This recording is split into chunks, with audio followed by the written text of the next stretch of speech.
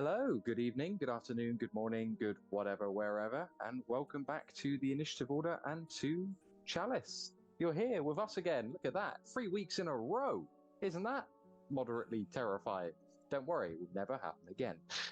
So, as you can tell, as of last week, or the last time we've had the lovely Kay with us, and I say that very specifically because it was only the lovely Kay last time Lynn abandoned us because she had important things to deal with, like not feeling very well.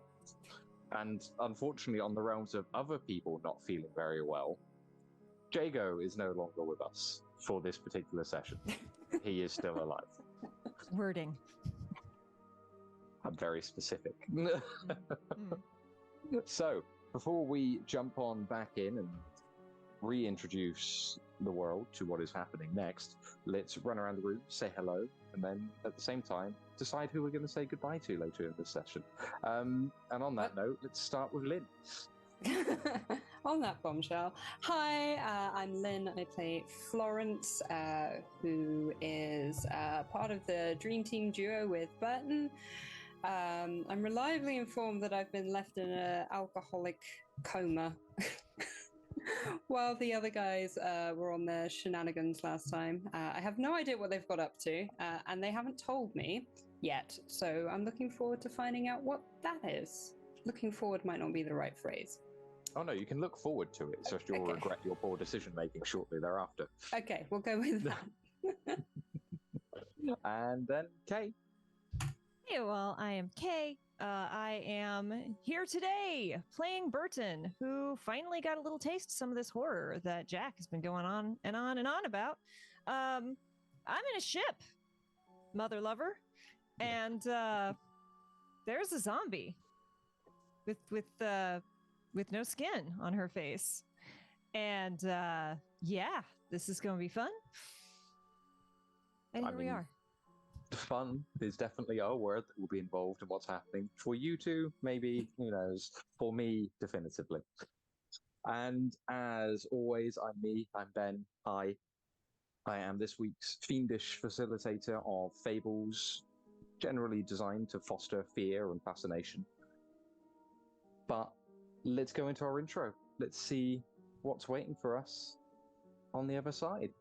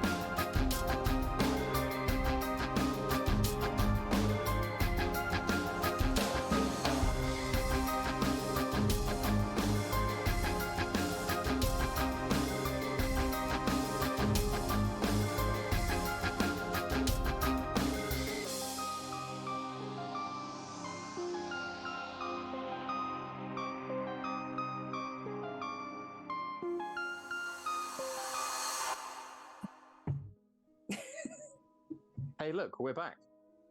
Wasn't that amazing? I didn't as always, run away. I mean, the temptation is always there, I know. Well, normally, this is the moment I'd start a timer at a random point and ask someone to give me a wonderful rundown of exactly what happened last time.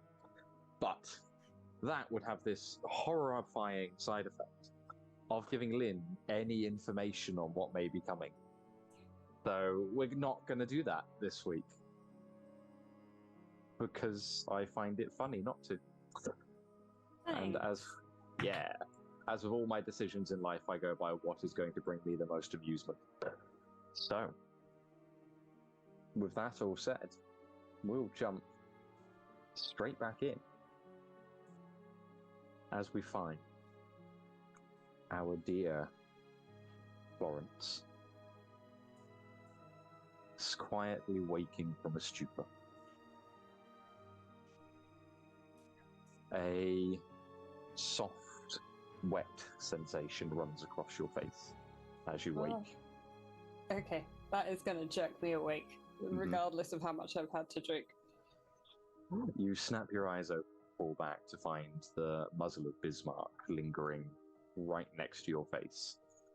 Then, leaning over the table, lapping up the remnants of the bottle you have been clinging to over the last couple of nights to keep the minor seasickness at bay and, your own sanity as you watch Burton's consistent and constant fascination with the anatomy of a certain channeler or more precisely, the anatomy of the creature or plant life that seems to be consistently popping out of his face.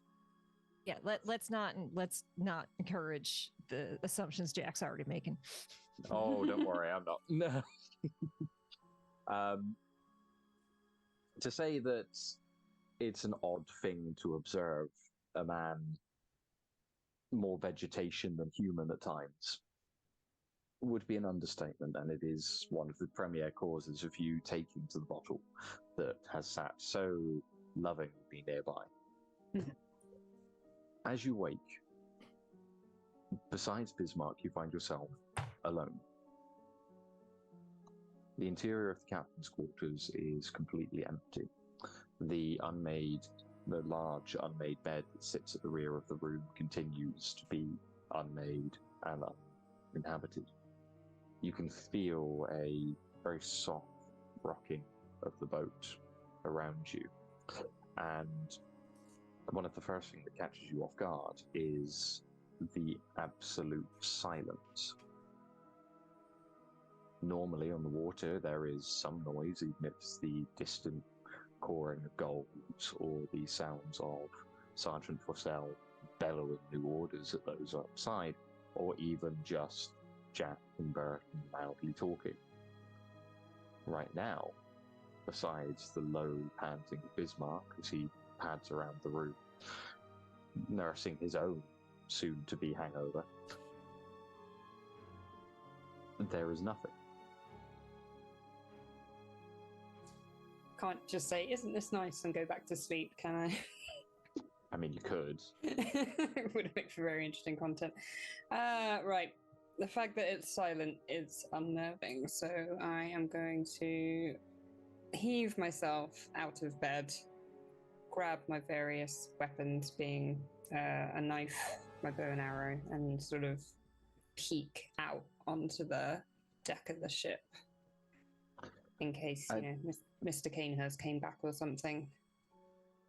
You gather your things and begin to kind of ready yourself, and as you do, a few moments pass, and there is a rather large rocking of the ship.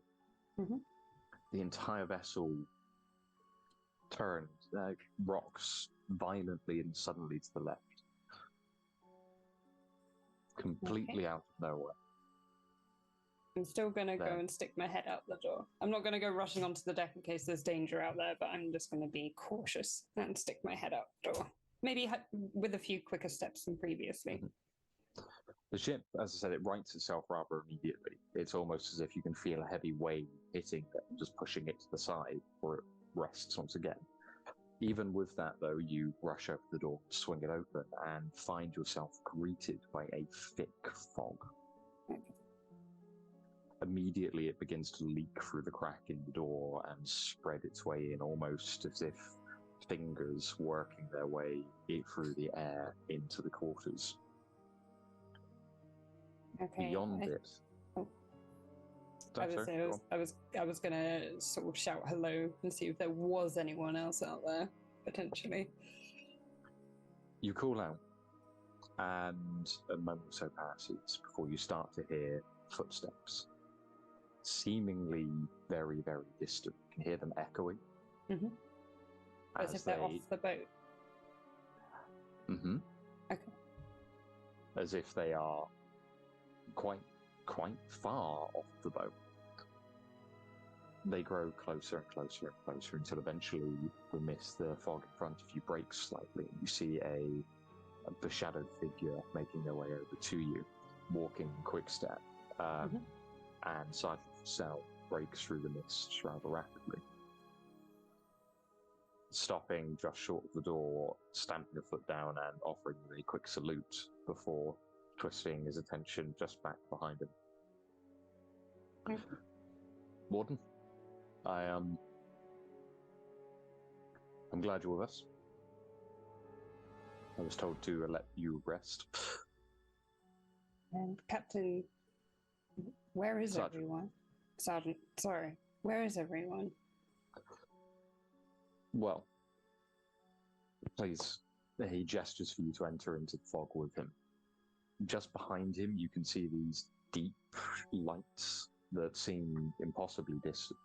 You would guess them to be the ship's fog lights, but even with the strength of their glare, you can barely make them out. But he stands there with those at his back and just gestures you for you to follow him. Something about this does feel off. So I'm just going to stand my ground and say, no, I feel more secure here than you can tell me here.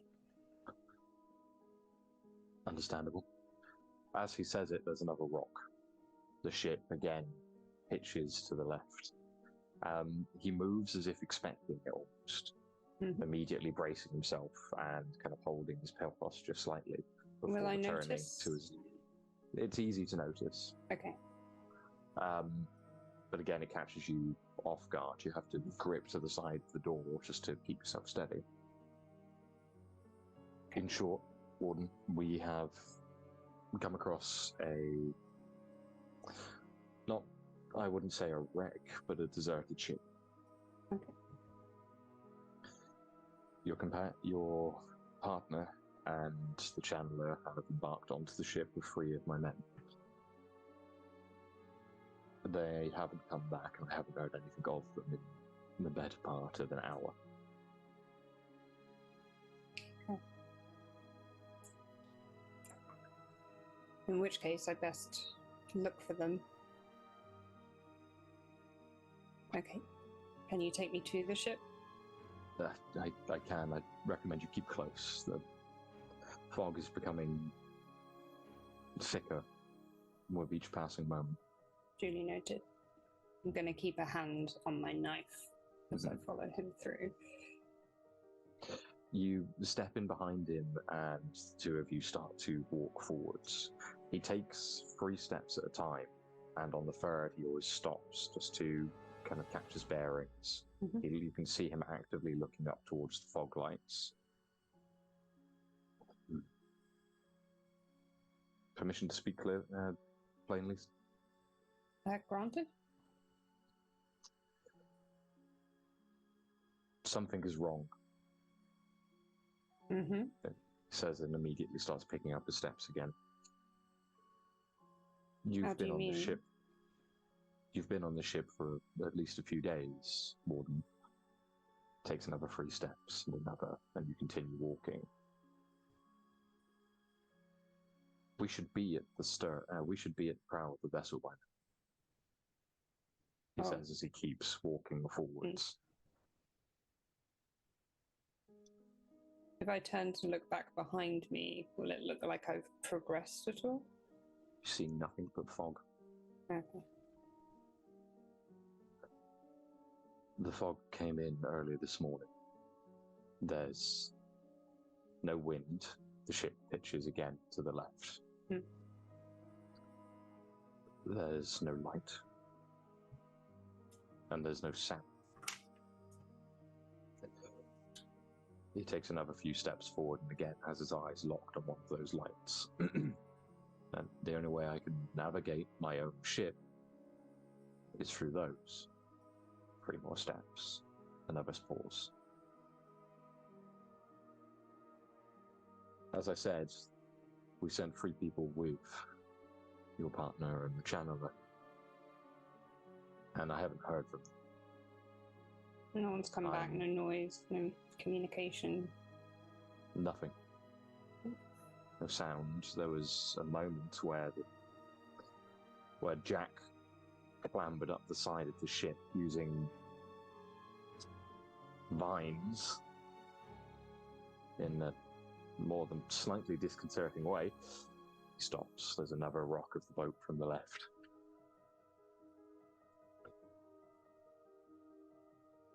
Part of me is wanting to simply unmoor from this ship and leave, but he glances out over to the left and the right.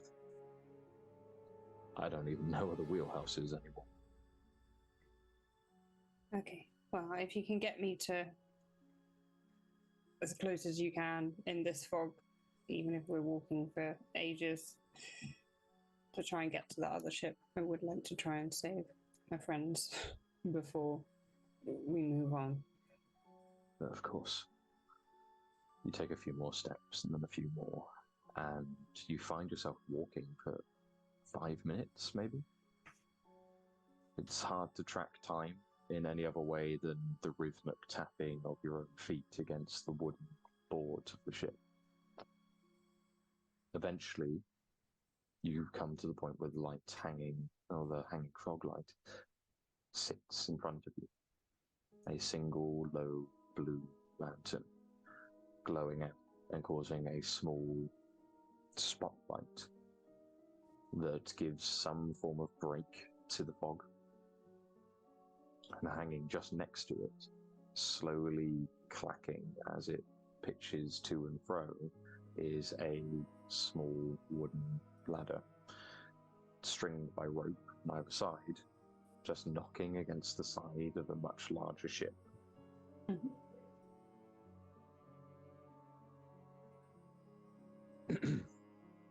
Okay. As you reach it, Vassell looks worried, to say the abject least. Have you seen anything on that ship? Or is it just... I haven't stepped foot on it, but... From here? Before? No. The ship's quite large. Even from here, it's a few moments climb just to get on top. I'm sorry, I left Private Cody here to watch the ladder. Do you think he's perhaps walked off, or...? He was making noise before I left about hearing someone. A woman's voice. Maybe one of the...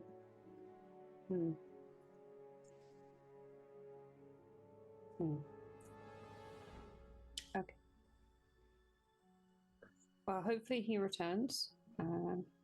Although if he has gone walking, I don't know if it would be wise to pursue. Although saying that, I'm about to climb that ladder and pursue my friends myself, so wish me luck. I'm gonna go over to the ladder and wiggle my way across. You wander over and just grip hold of the ladder. It's, as I said, still kind of swaying to and fro.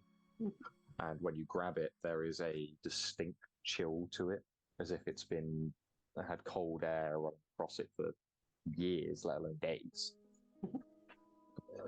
And as you grip it, that clacking stops. And again, this oppressive silence falls over everything. I wish you more than luck, Warden. Thank you, Sergeant. He just kind of gives you a small nod, and his hand just rests on the cutlass on his waist, which stands opposed to normally the small baton or cudgel that he carries. You can see that the the belt he normally uses has been swapped out, and he's already holding the flintlock pistol in his offhand, just kind of finger tapping against it. Again, 1, 2, 3. 1, 2, 3. You're right there, Sergeant. You seem a little tense. Nerves from the unification war, man. Nothing more. Okay. You can do a scrutiny check if you choose. Yeah, I think I will. Difficulty 11. 11? What?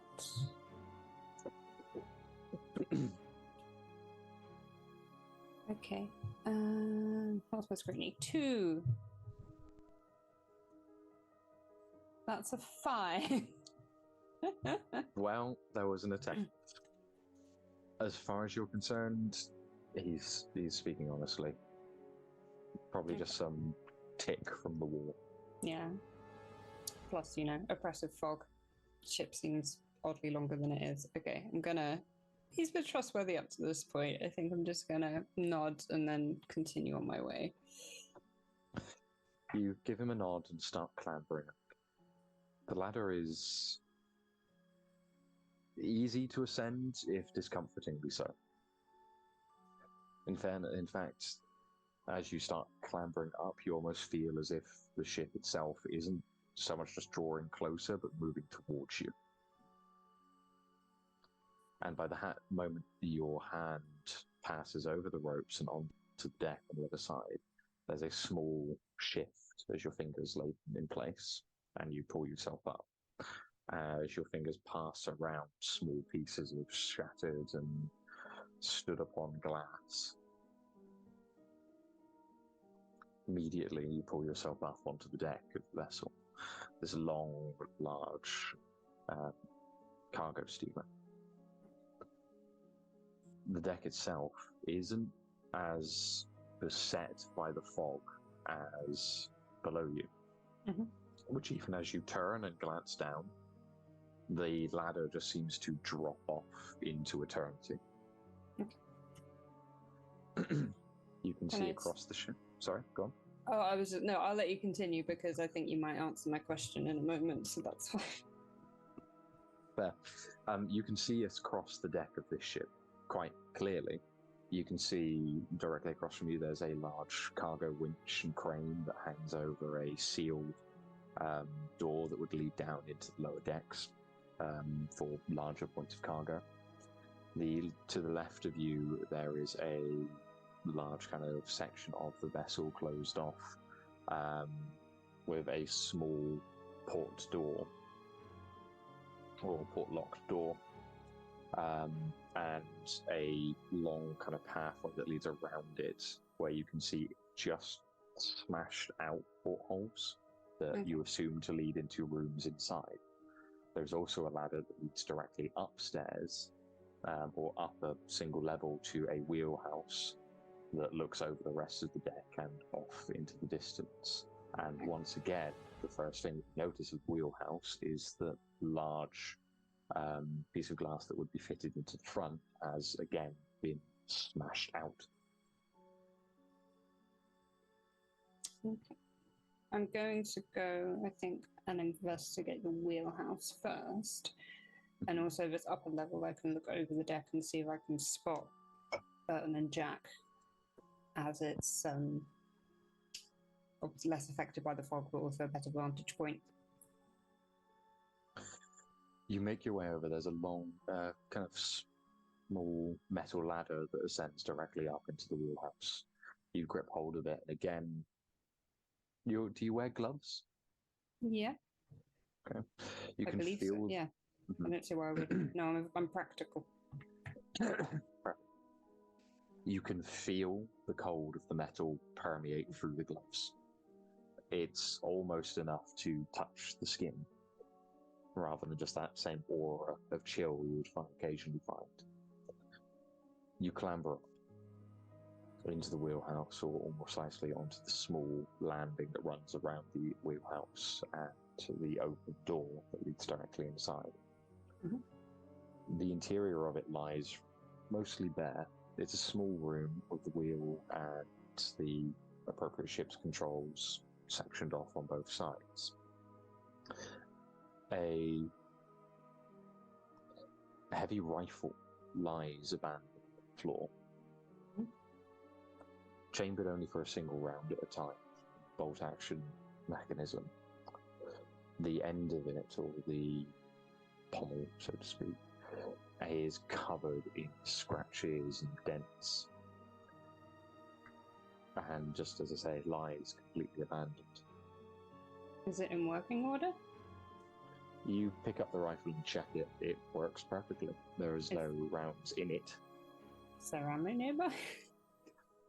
Do a notice check for me. Notice check. This is difficulty 8.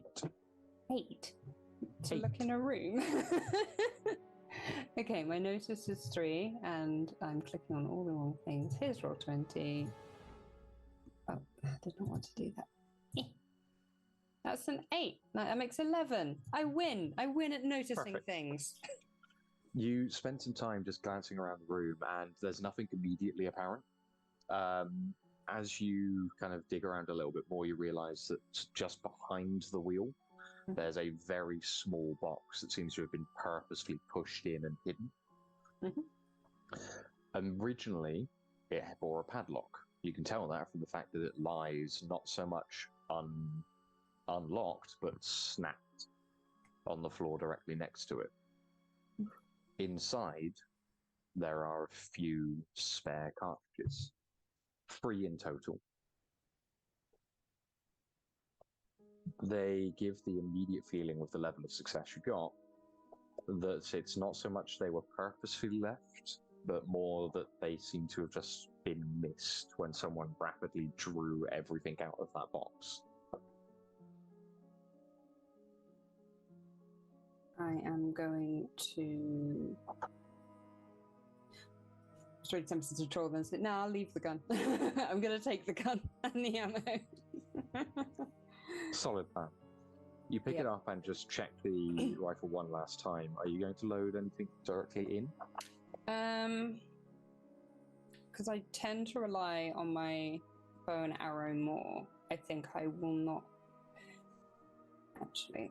No, be sensible. I'll load the rifle. I won't cock it or anything, but I'll shoulder it. You play? I feel it's best not to make too much noise here, so... You slide around into the chamber and set the set the bolt. As you do so, you hear footsteps. As the slow creaking of the planks outside.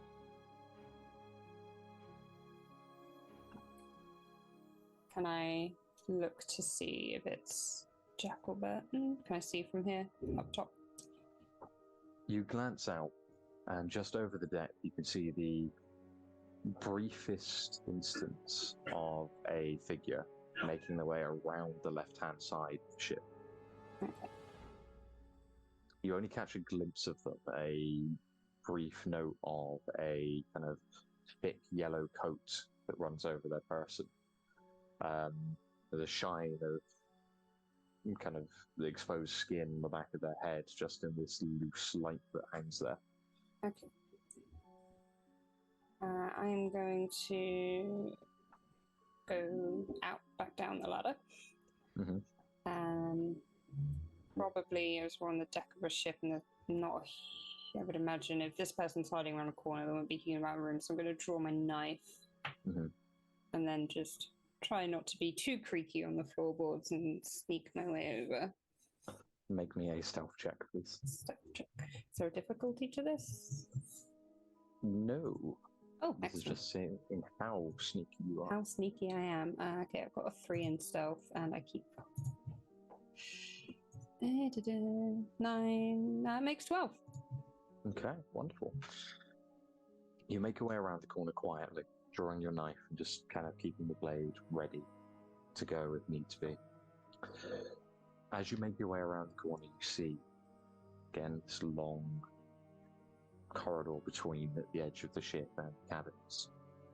Image of a man stood with his back to you, slowly and cautiously making his way along. You can see him keeping himself below the portholes and very purposely and very slowly placing his feet down so as not to disturb the glass that just litters that passageway so clearly. Okay. If So he's there- noticed you, he isn't making it apparent. No. Yellow coat, bald head.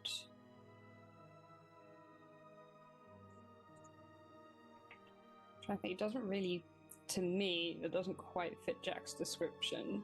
I'm going to keep following and see what they're up to. You watch them move. Again, just slowly and cautiously pick their steps down the side of the ship. Again, you can't hear anything below the occasional crunch of the glass as he moves over it. At one point, though, just as he comes to the end of that portion where you can see him leading into the rear of the vessel, the open portion that lies there, he stops dead. And you can see him just kind of hunch, cover his mouth, and push himself against the wall. In doing so, he just glances back and sees you. Okay. I'm just gonna stand. I'm gonna see what his reaction is to me, because if he's a member of the crew from our ship, who I may not recognize, I would expect him to ask me for help. And if this is a member of crew from the seemingly abandoned ship who's hostile, then yeah, I will let him make the first move in this case. As you kind of catch his eye, he very rapidly twists his hand from covering his mouth, just go, Okay, I'm gonna nod. I'm gonna creep up to him. I'm gonna mouth, what's going on? you creep across, and again, now I do need a stealth check with a difficulty Okay. of 10. Make it 0, could I could, you? but I'd be lying to everyone here. Okay. That makes 4 then.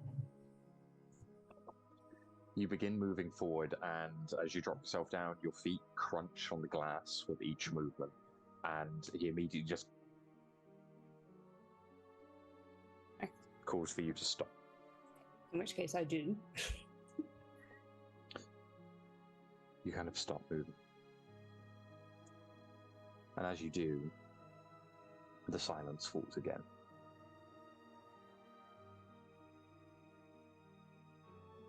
Until you see, or not so much see, but feel a flicker of movement. The porthole that lies just up to the side of your head has a shadow fall through it. The image of something inside. A very slow movement.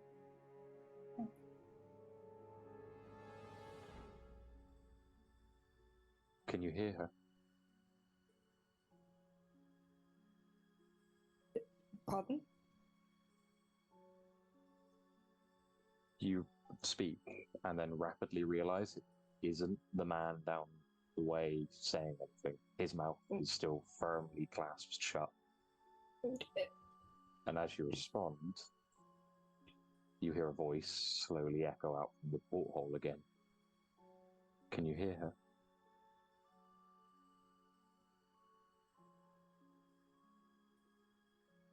I'm going to look at the man and see if he heard it. Is he just shaking his head? Just looks at you.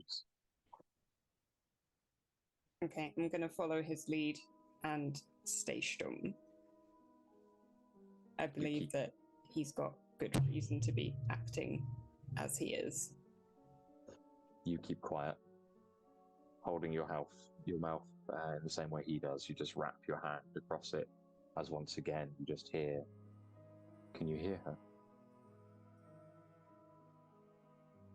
Can you hear her? Can you hear her? Just repeating itself. Yeah. Again, the shadow movement continues. See, the guy's been ducking to avoid the portholes. And I imagine he has good reason to do so. So I'm tempted to, again, stay low and stay quiet and maybe try and, like, shimmy my way over to him, but fingers crossed not punching all the glass this time. You can do another stealth check. Can I spend a void point like we used to do? And magic all the glass away? No. Oh god, that's 5 and it's difficulty 8, isn't it? Oh. Yeah. You can cheat. I'm not being stealthy today. I could cheat. It's the likelihood of me being attacked. Why can't this 2 be a 3? The eternal question. Hmm? The eternal question. The eternal question. Do I spend a card? Yeah, I'm gonna do an 8. Okay. You creep forwards. This time, your feet avoid the worst of the glass. And as you move away from that porthole, the voice grows slightly further away, but it never changes. Can you hear her? Can you hear her? Can you hear her? You come to reach the man. He still has his hands clasped around his mouth. And it just kind of looks at you and inclines behind him. Okay. Off towards the rear of the ship. I'm going to lean and see if I can see anything. Leaning around, you see, stood again out in the open of the rear of the ship, with its back to you, staring out at this long rope that's tied around the rear railing. The figure of a protectorate officer, still wearing the light blue of their uniform, a cudgel hanging very loosely in their right hand. Just there, with their back to you, looking out over the ship, into the water. They're not moving. I'm going to look at the guy and go, try and mouth at him. The man with kind of dark olive features and this quite well waxed mustache running across his lip. He offers a very weak shrug. Okay. Will I, from my time on the ship, will I possibly recognize him as one of the crew? We'll call this again notice, and we'll only call it difficulty 5. 5, thank you. 5. Easy peasy, right? Notice. I've got a 3 in notice, so as long as I don't roll another ace. That's a 9. Okay, I'm good at noticing things. I'm just very bad at sneaking. You recognize the rough features of Twilight Roads, one of the women that was serving on the ship. Again, only from kind of the way they hold themselves and the rough cut of their uniform. Completely immobile. And as you did so well, you also notice another thing, that the ship isn't moving. Mm-hmm. Even a vessel of this size should be moving with the water, and there is just this unnatural stillness to everything.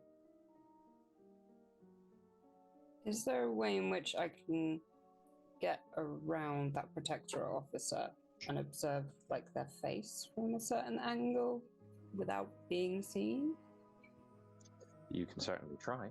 I would like to try. With my luck so far, who knows? I'm probably going to trip over my feet, fall flat on my face, and break both legs. It's a very wide open space. There are a few barrels dotted around at the back, a couple of crates, and other small pieces of machinery used to again help with the attachment and lowering of cargo. But it will be difficult So we're going to call it a difficulty 14 stealth check. Ooh. I'm not having much luck with stealth though, am I? Okay. So, main aim is to get to Burton and Jack, so I want to keep these cards for later, just in case something goes really, really wrong. Is there? How far away are they? If I throw something, like some glass I found on the floor, can I get it to, like, go sort of to the side of them so they can turn and look, but I can catch a glimpse of their face?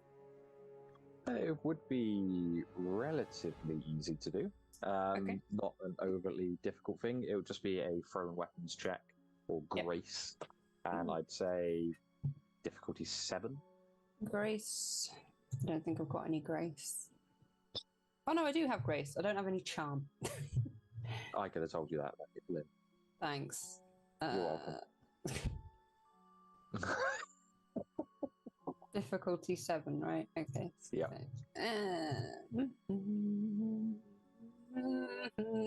I fail at throwing stuff as well today. What are these cards, man? What did you get? I got the Black Joker, and I've only got a 4 in grace, so I got 4.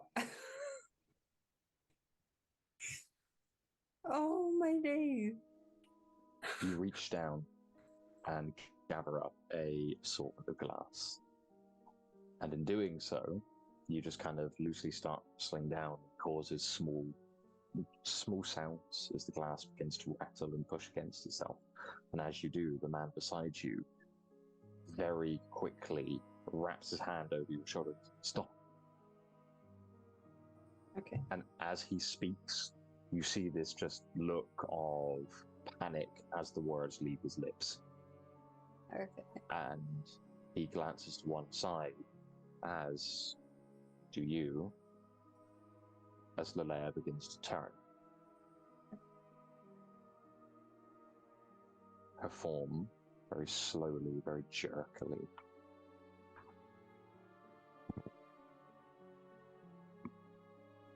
twists. The small cap that was on her head falls loosely off and just clatters against the floor, rolling slightly as the wrought iron in the fabric just keeps it moving. Her thick black hair cascades around as she just twists. You see skin, pale and white and endless, as her eyeless, expressionless visage twists. There is only a mask of skin where her face should be. And as she twists to bring her face to match yours, Kappendorf, stop!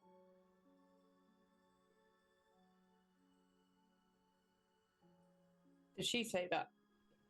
You heard something. You heard something say that.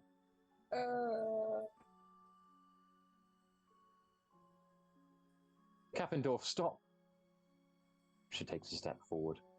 Okay, I am not gonna hesitate. I'm gonna get burn arrow. Make me a willpower check, please, Lynn. Oh no! Why? This is only going to be it will only be difficulty 9. You are a trained warden, but this isn't exactly a normal. I'm a trained warden. Skill, apparently, according to my character sheet, I have 0 willpower for a trained warden. Better pull a good card then. There. What did you say the difficulty was? 9. If I get the Black Joker again, even though it's drawn, it'd be difficult. Why? Yes. You stop yourselves. You literally find yourself unable to knock the arrow as you just freeze. And Lair takes another step forwards, her body very jerkily, slowly moving. It's almost as if watching someone flick pictures in front of you, in a very irregular beat. There's a twisting, cracking on the wind as her legs break in unnatural angles and land once again. Her feet landing, and every step is just, Kappendorf, stop! Kappendorf, stop! Who's Kappendorf? Sorry, that was not in character. I don't want to talk to this. So I can't do anything. I'm just completely stuck. You lose your turn. Okay, that's fine. The man beside you picks himself up very shakily and stands between you and it. Oh. You see him reaching into his coat and just pulling out a selection of small metal and silver and ivory totems. And he just holds them up one by one and mutters and shouts tongues that you don't recognize.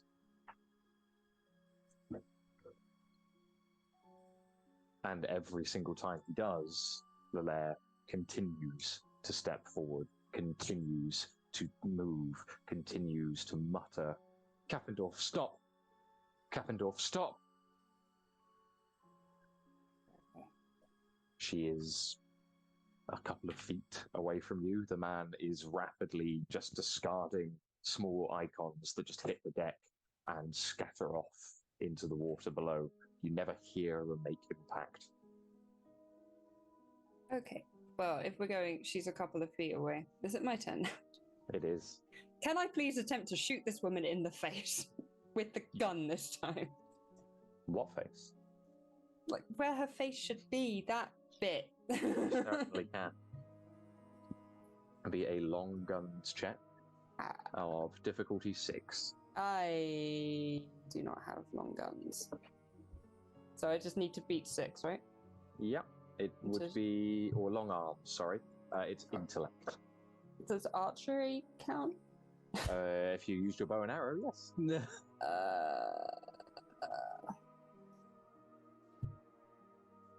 I'm going to switch it to archery because I was like on my way to knocking it, so I'm guessing I'm like, duh. Yeah. Okay. What was it? Difficulty 6? Difficulty 6. Okay. I've got a 3 in archery. Yay! It's an 11. You knock an arrow and push the man to one side. He happily moves, and you release a single arrow. It flies straight through the air with a satisfying as it impacts directly into Lalaire's head. You watch her entire neck swing back, and a spurt of dark black blood just oozes from the impact site. Her head snaps back, her body twists as if ready to fall, and then halts. In mid-collapse. One of her legs is floating off of the air, the other is barely making contact with the floor. Her arms twist in a defensive state, and her neck hangs back, looking up. The arrow almost sitting at a perfect 90-degree angle to the rest of her body at this point. At least 5 inches inside her skull. And she's just stuck there. She's not moving back up. She's just frozen. Kappendorf, stop. Kappendorf, stop. Is she moving, or is she just saying this over and over? She appears to just be saying. Okay.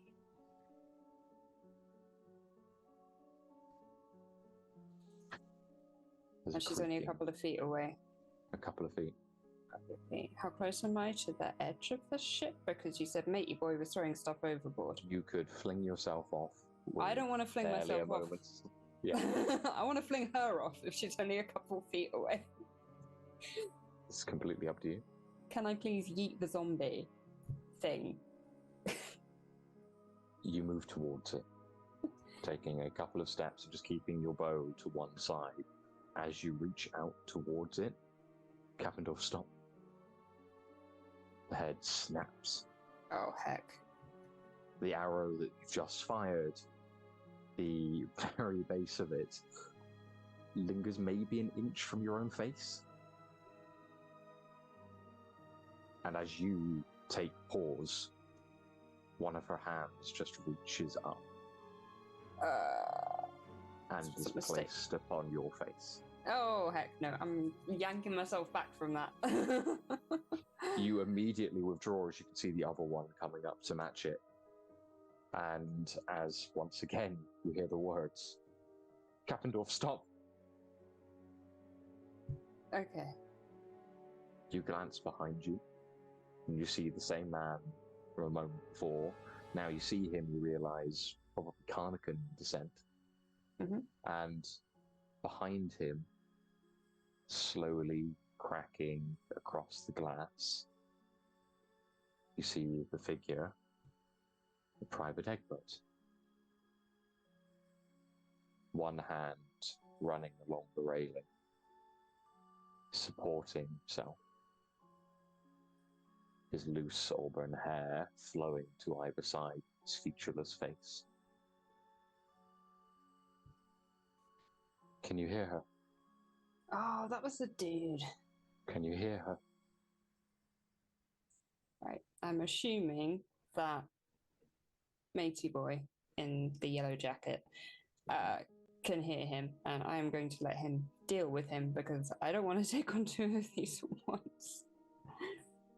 You realize as you look at him that the position you're in, you are now stuck between the both of them. Oh, zombie sandwich. Joyous. The Karnakan behind you just reaches back into his coat and draws a long fighting knife out. Mhm. A couple of notches on the blade, and reaches again into his other side and draws a rather exquisite looking flintlock. Nice. He mutters again to himself a couple of words that you don't recognize, and just seems to wait as the two figures begin to move steadily but slowly towards you. Okay. As I am at very close range, and I have a big gun, Mm-hmm. like shooting her in the head didn't do anything, but like a close range shot with basically a shotgun type thing. It's Am a I an high-powered, it's a high-powered rifle, basically. Yeah. Because I Kappendorf can't style. run. The only thing I can really do is attack. Are So- the thoughts running through your head? Hmm? Those maybe, if those are the thoughts running through your head. Pretty much. Like, either I can go overboard. Wait, from where I am, because there's like cabins with portholes on the side, Mhm. there's no easy way up on top of them, is there? I can't just like. Not really, no. Damn it. You could try, but it would be a rather impressive feat. Oh, that's fine. No ladders, no ropes, so I can just happily swing my way off the side of this. No, okay. In which case, then I'm gonna have to fight. Okay, I'm gonna try and shoot her with the gun, but I'm gonna aim maybe for the chest, not the head, in case she just goes nick. And Difficulty please 6. tell difficulties. Please tell me the difficulties this time. Come on, cards. Give it to me again. Why? That's a 2. What did you say it was? Intellect. And that makes 3. I'm not very good at shooting, apparently, either. You pull the rifle and jerk the trigger. It's not a practiced motion, you just pull, and the shot, you're immediately hit by the recoil and fire off. The round just flies through the air next to her. And she, at this point, as if moving in slow motion, Mhm. begins to settle herself again. Okay. Whereas once she was hanging in the air, her feet come back to rest on the floor, and almost the moment they touch, she begins to propel herself forward. Behind Okay. you hear another gunshot, Okay. followed by a curse. I'm You glance over guessing your... You glance over your shoulder and see that your friend has fired off a round and separated Egbert's leg, shin and foot from his leg. A single high-powered round having sailed directly through his kneecap and split the body, split it in twain. There is now an empty, wet hole where his kneecap once was. Mhm. The skin loosely holding in place, tendons visible hanging in the air between them, and small spurts of black blood emptying.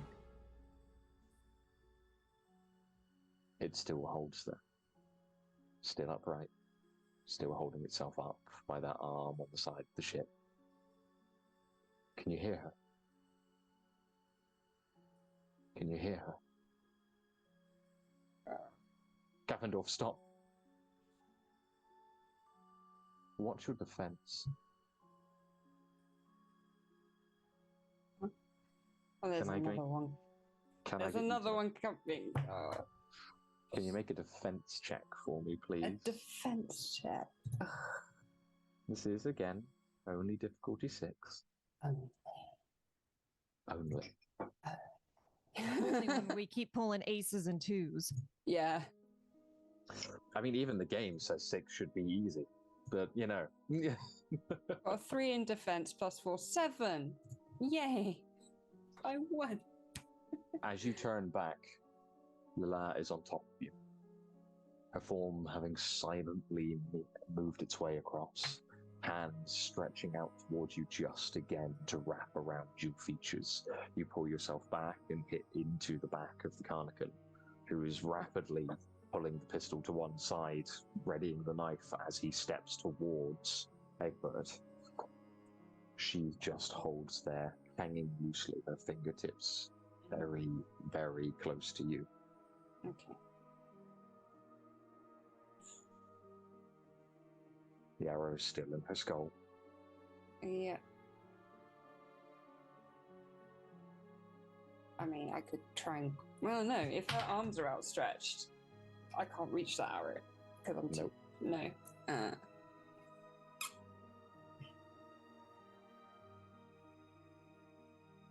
So I can either try and stab her, try and shoot her again.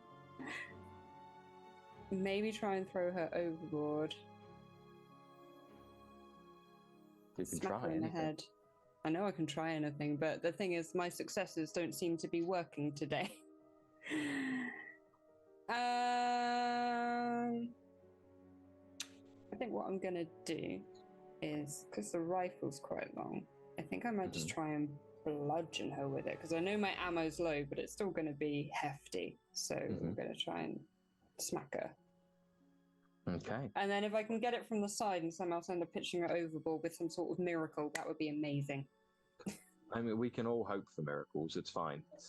Can you do me a melee check then, please? Still difficulty 6. A melee check. I don't have melee. I have martial arts. We're going to call it melee, Okay. as you're just smacking with a big stick. Okay.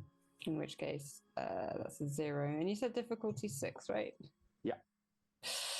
Come on, cards. Be good to me. Yay! 13. Wonderful. You take the rear of the rifle, having missed once, you don't bother to load another round in, and you just swing.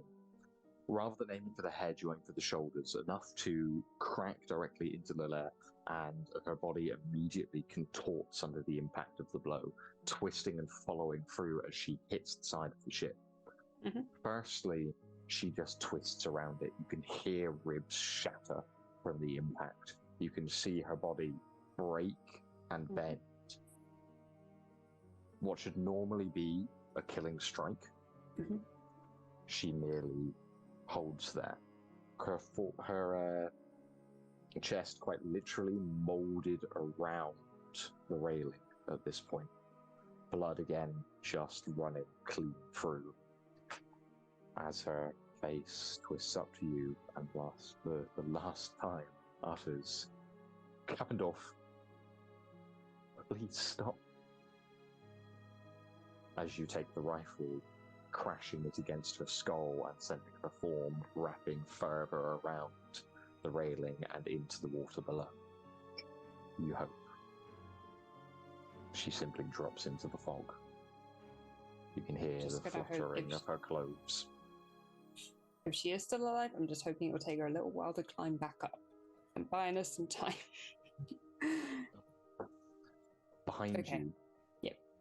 you hear the impact of a knife 2-3 times the sound of the wet, sloppy cutting of blade meeting flesh again and again and again.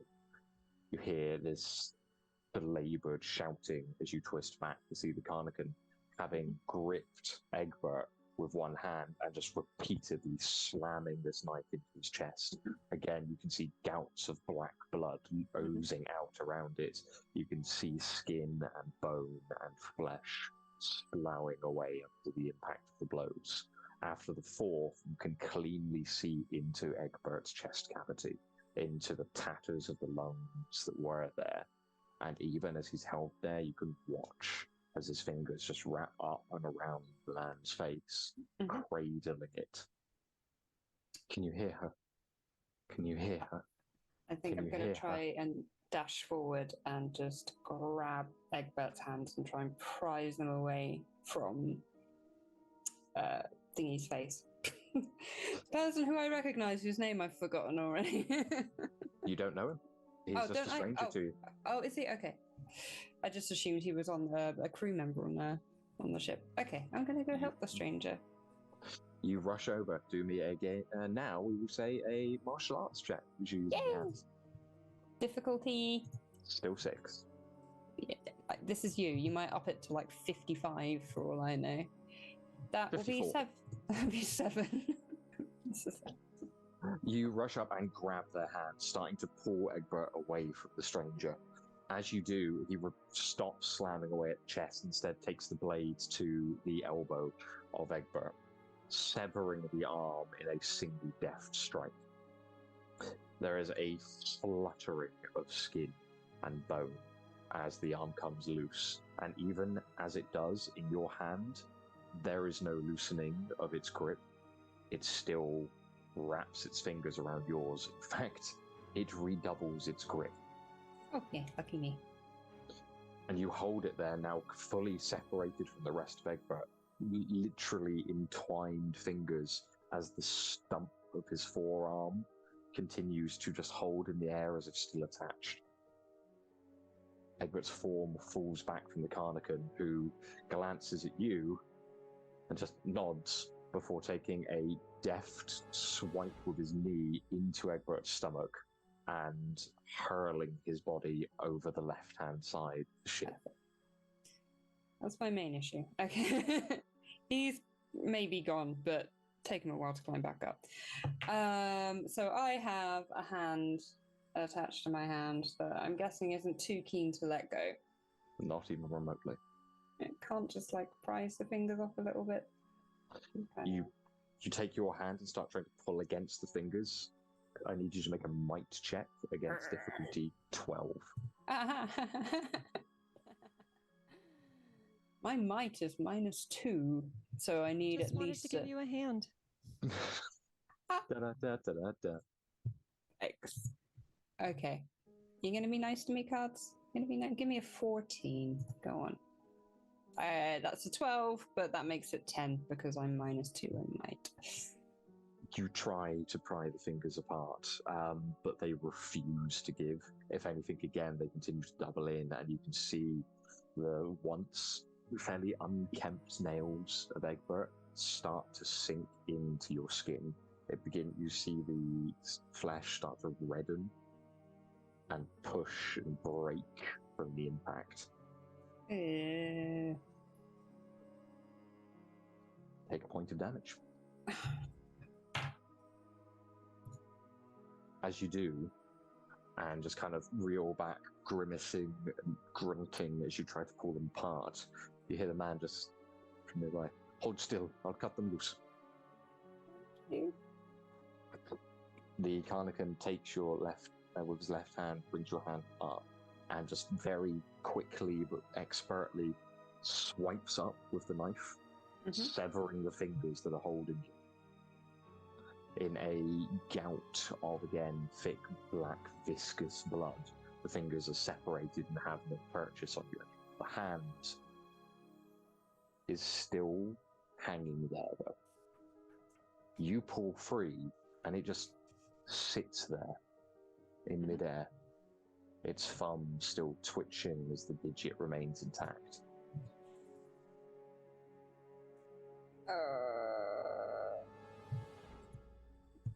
Can I just like bop it overboard as well? You just crack it and it moves with all of the volition you impart onto it. Good. I do not want to see that. Sails over the edge. That's cool. And then can I like bandage my hand? It was more bruising and a very small series of cuts in your fingers, literally in your hand. Literally, you can see where the nails have embedded themselves and started to just puncture. Okay, that's fine. I will probably just shake it out and walk it off.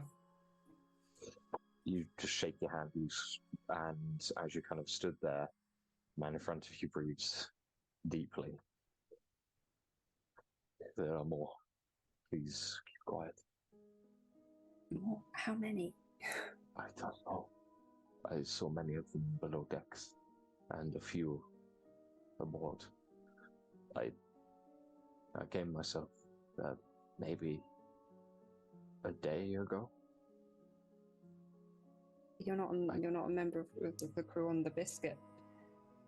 No, my name is Lucas. I'm a trader.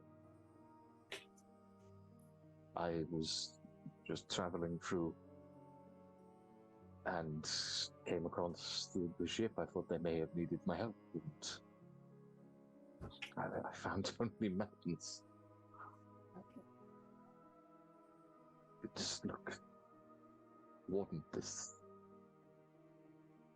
something else here. Have you seen another Warden at all? And a man who looks like he's covered in plants? My friends, they went below decks. They're already dead. I have to try and find them. I do not expect you to come with me. It's not. Listen, it's not what you may find down there. It's what might find you. Meanwhile, in the darkness below, Burton. Uh-huh. A moment before, your light went out, and the figure hanging above you, the loose, thin form of a young woman, smiled at you as much as they could. You can feel the water around your knees. You can hear Jack behind you. You can also hear the sound of rattling chains as they drop, impact into the water, and go silent.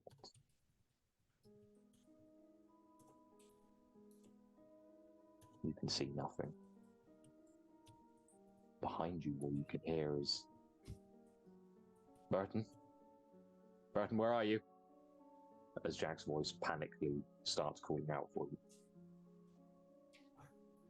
So, I came wandering over here to try and see symbols. I assume I was not able to see any before the lights went out. Not a good enough glimpse to commit anything to memory. Brilliant! Burton, not replying to Jack, is just gonna start backing the heck up. Probably splashing a lot because they are decently graceful, not at this moment. You start backing up, and exactly as you say, your movements cause ripples in the waters, and you can hear them sloshing around you. As you do, you can hear Jack again calling out, Burton! Burton! Burton! There is a sudden, impact on the water as if something heavy has been slammed into it. There is a as you can hear his voice being submerged. As I back away, I think hearing that, I've got the lantern in my hand. Mm-hmm. I don't believe I have any matches on my person. So it's not getting turned back on. So I'm just going to turn and kind of swing that thing to see if I can, to see if that figure is still there, since I can't see anything. And if I do hit, I'm just going to use momentum to try and smack it. In case it's there. You take the lantern and just swing outwards, and you hit nothing but empty air where the body was hanging mere seconds before. Yeah, that's what I was if afraid anything, of. it goes around, and you do feel a slight impact as you catch one of the posts that runs through the entire length of this portion of the ship, and it just clatters off of it with a ring metal against wood. Yeah, so at this, all this clearly felt like a trap to try to get Jack down here. I tried to keep Jack away. I'm gonna go charging towards where I heard Jack and just keep swinging this lantern, trying to see where anything is so it hits something before I impact it.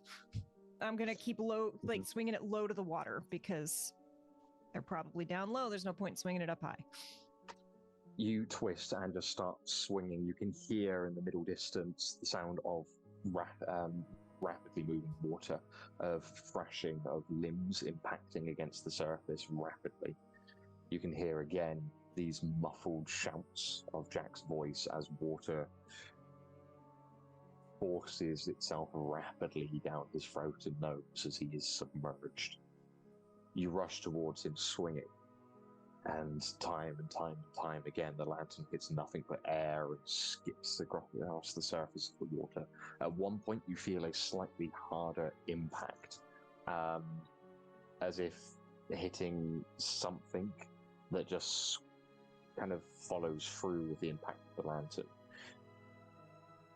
As you bring it back up, there is a wet, slopping sound as whatever it was had kind of attached to the base of the lantern and just drops back into the water. They don't like that none. How close am I to the sound or the feel of Jack thrashing under the water?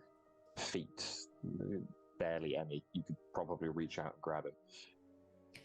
Yeah, I am not strong at all, and Jack's a big feller, so there is no point in my trying to drag him up. So I'm trying to find whatever is pushing him down is my goal. So I'm gonna, I think as I'm rushing over, water is agitated. I've got a knife in my boot. Is it reasonable to say the water is not so agitated that I can reach down and pull that out? As 100%. Cool. You could definitely do I it. didn't want to say I do this and it's like, cool, you're doing tree pose in the middle of a wave pool.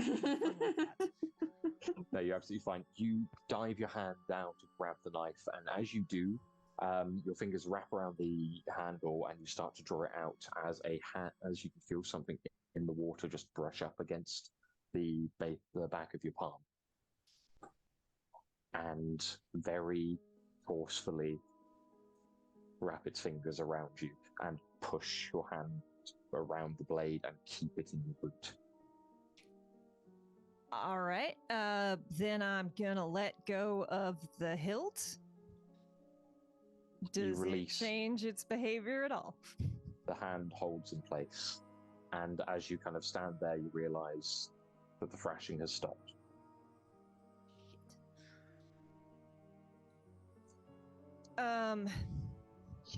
You're running. Why aren't you running? I like feels obligation to answer the question. Also has an understanding that it's not an actual question. Again, not terribly strong. So instead of trying to fight this hand, they're just gonna again try to bring the lantern down and see if they can't metal or shattered glass or whatever they can to try and disrupt this thing. Make me we'll call this melee, difficulty 8. And if I don't have melee, It's might. yeah, this is going to be fun. Go, Burton, go. This is going to be real fun. Might's what I've been trying to avoid. So that's a 3 with a -2. Exactly what I expected. You push the lantern into the water, and just the disruption of a flat-bottomed object making contact with it, the lantern just So displaces in the water. Okay. Or more precisely, you're kind of slamming it down, and because you're in the water from about the knee down. Yep. As it goes in, it just displaces and goes off to the side. As you swing down, however, the hand releases you. And you become aware that as it does, you hear movement behind you. The water displaces. And it sounds as if something is rising up from it directly behind you. You can hear the slow dripping as water just falls from its form and impacts back into the pool. And I assume this is kind of a slow, graceful thing. It's not the kind of lumbering movement that I've come to expect from Jack. Not at all. It is very slow, very purposeful. Great. Wonderful. I am going to reach into under my jacket and grab my Macher 3-barrel pistol. Mm-hmm. Just start to bring that out. I'm going to try and back towards where I heard Jack and just be like, Jack, you with me? And I'm kind of, when you step back, really heel first, trying, hoping to like find him. Because I'm going to fire off in the dark and all this is going to suck, but I'd really like to not risk hitting Jack. So just to clarify, you're turning your back, keeping your back to whatever's behind you? No, or I'm trying to look in yeah, its I'm direction? turning to look at, I assume it sounds like, from my understanding, tell me if I'm wrong, I Yep. was walking towards Jack and this thing has come up behind me. So I'm Correct. pulling the gun, turning towards, hopefully, Jack, turning towards the monster and then backing up, trying to like figure out where a Jack is. You very cautiously twist in place, and there is just nothing but blackness behind you. You can't see more than an inch in front of your face at this point anyway. You hold the pistol up and just start very slowly, cautiously moving backwards, and your feet just impact through the water and against the woods beneath. And after a few steps, you do make contact with something. Immediately, your hopes rise before you realize it's the stairs. All right. Have I heard this thing coming towards me? You hear nothing. Not even the rattling of the chains anymore. The only noise is the dispersion of the water under your own movements. All right. I'm going to drop the lantern. It crashes into the water. Reach a hand into a pocket. And I'm going to shout out Jack's name one more time. I'm going to wait just long enough to hear if I hear a reply. You shout out the name, and the word hangs there for a second on the air. Well, there is a response. Smells like him. Oh, I am so gonna regret this. I'm going to fire almost straight up and slightly to the side. Kind of pre-squinting before I do it, hoping that the muzzle flash will give me any indication of what's in here. You fire. There's a brief burst of light. Make me a notice check with 46. This is a relatively easy thing, but it may just be you look in the wrong place at the wrong time. Right. I thought I do have notice. It's 2, and then I get to add my cunning, correct? Well, correct. I have to add, I get a negative. So this is at a -1. That's an 11, so that's a 10. Nice. You fire off the shot, and immediately there is a brief burst of illumination. You see 2 distinct things. Firstly, where originally her body was hanging, you see Jack. Not chains wrapped around his arms, but thick black violet vines wrapping around the two pillars that the chains had been on.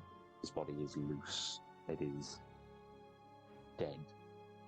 And his head hangs in a mirror position that hers did. The second thing you see is the grimace of the skinned woman. She stands exactly where you had stood moments before, bare and unmoving. The lidless glare of her eyes on. You can see blood moving on the musculature of her face. Her teeth bared and white and flecked with bits of skin in between them. And it's as the light just fades as rapidly. You should run. You're absolutely right, but I can't do that right now. And I'm going to pull out the little tube of exploding foam balls and shoot one at her. Okay. This is going to be, as you're literally firing in the dark, it's going to be a challenging shot. Yeah. Yeah. So I we're do going to go have by... tricky shot. Mm-hmm.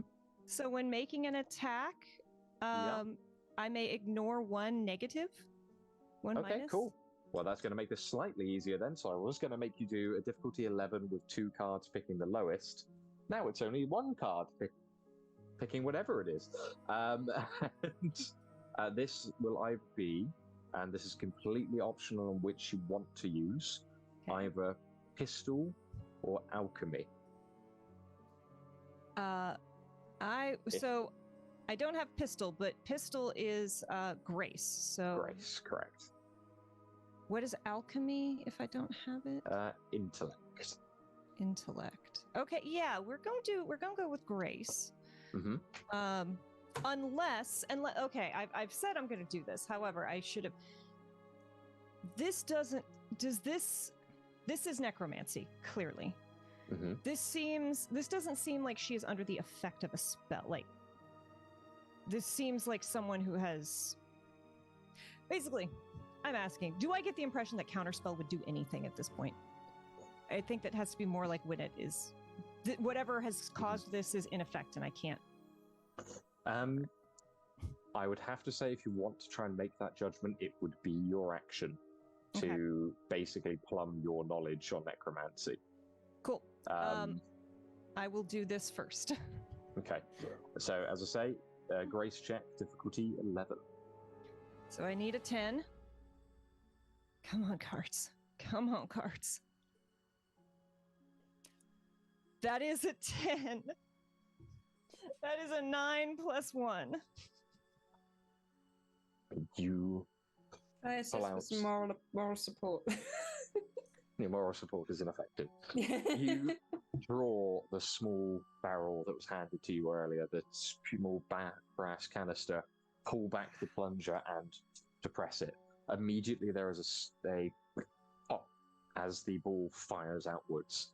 You watch it swing into the darkness. You hear a kind of wet thud and a hissing as you know it impacts something and begins to expand. There's a as the chemical reaction takes place.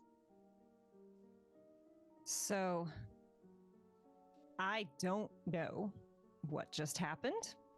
Nope. And Burton, not knowing how that went, is a decently good shot and is aware of this and is going to trust in themselves and start rushing and sloshing forward towards Jack to try and shake the big guy awake. You push through the water, rapidly moving towards where you knew Jack to be. And as you move, you can again feel the water moving around you, the depressions. You can feel what you remember now to be the loose skin of discarded faces floating upon the water, just tapping against your legs with each movement. There's a lot. You are wading through them. And as you reach out to where you believe Jack to be, you throw your hands out and you feel this large, muscular, slightly stony form. Start playing it, just kind of play your hands across the shoulder until you can find the head. Pull it up, and in the low, dim light, you see only vines wrapping and contorting across his features.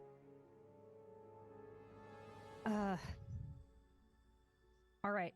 I'm going to, again, try to pull out my knife and hope a hand doesn't grab me this time. You dive back down, reaching for the knife, you pull it cleanly up and out, turning back, and you do realize as you drop that the impact of the water came sooner than you expected it to. Oh, great. I am going to move, like, kind of to pat his face. Come on, stay with me. I'm not strong enough to pull you out of here. And I'm going to rush, kind of follow his extended arms and try to, like, cut those vines so he's at least free from the posts. It's easily done. There's no check involved in this. You quite happily just run the blade across his arms and start slashing at the vines.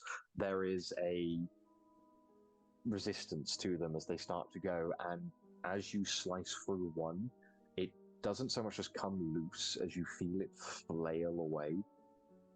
You almost hear a subtle hiss as if it detests being cut.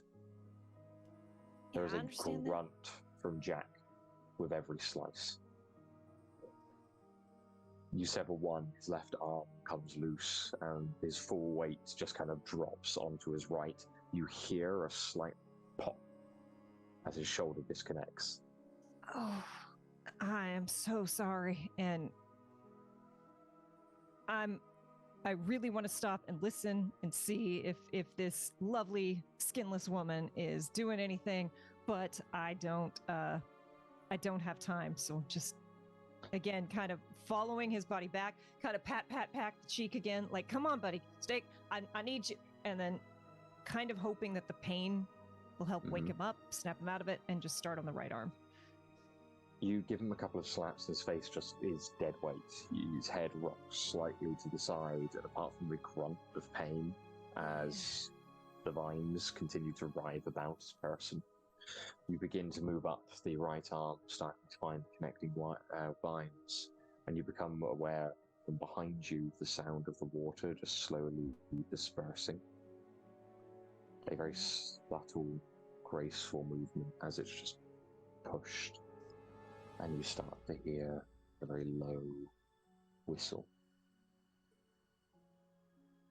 Or what probably wants to be a whistle. There's a tune just being pushed through a lipless mouth. And it just circles you. As you start to cut, the movement moves from behind you to your right, behind Jack to your left, and it continues to just surround you. You cut the second vine, Jack's body goes dead and just drops down, as he is a significant dead weight. His mass, not already fairly impressively heavy for a human, enhanced by, well, the fact that a good portion of it is now stone and the additional mass therein. I do need a might check to merely hold him up. I'm not trying to hold him up. He is going in the water, and I'm going to drag him floating through the water. I will not hold that up. That's fair. I am a tall drink of water, but I am skinny and weak. I mean, float may be a bit of a misnomer. He hits the water and sinks. I'm gonna, hoping that at least there's a little bit of help, just try to grab like the back of the collar and just haul his head up and drag. You wrap your arms around him, his collar, and just start pulling. The body does shift, but his head is fully immersed. The water at this point has come up past your knees and is running up to your waist, and you can feel yourself pulling against him, and again, this thing in the dark continues to circle.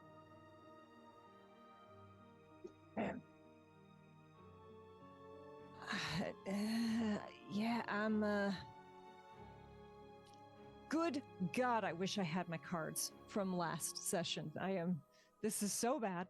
I have a thing that I'm gonna do if this corpse gets, if this lady gets close again, and it's probably gonna fail, but it's the only thing I got, so I'm just, until there is absolutely nothing I could do except keep trying to drag Jack. And that's literally all I got right now. You keep moving. You can still hear the whistle being pushed through the teeth. Your feet hit the stairs, and you begin to ascend backwards up them. Jack's body, at this point, the moment the water is no longer there to kind of take a bit of the weight off for you, you hit the stairs, and it is literally trying to lug him up them one by one. Thankfully, though, the water is still rising. Thankfully, that's an interesting choice. It's enough to give you at least half of the stairwell before you need to do anything more. But as you reach the upper portions of it, I will need a mic check to be able to get him out. And unless you can come up with anything else, as the light of the cargo room and the lanterns that were left behind just dimly flickers behind you, enough to send a sliver of light out back now, so you can actually slightly see the top of the stairs as you glance back to them. And as I'm just gonna keep going as far as I can until it's requiring might. Once I'm like, this is getting real hard, I want to stop and just check. Like, I still see Jack breathing. It's hard to tell under all of the kind of additional mass and clothing and the stone, but you think you can see his chest slowly rising forward. But it is belabored if it is at all happening.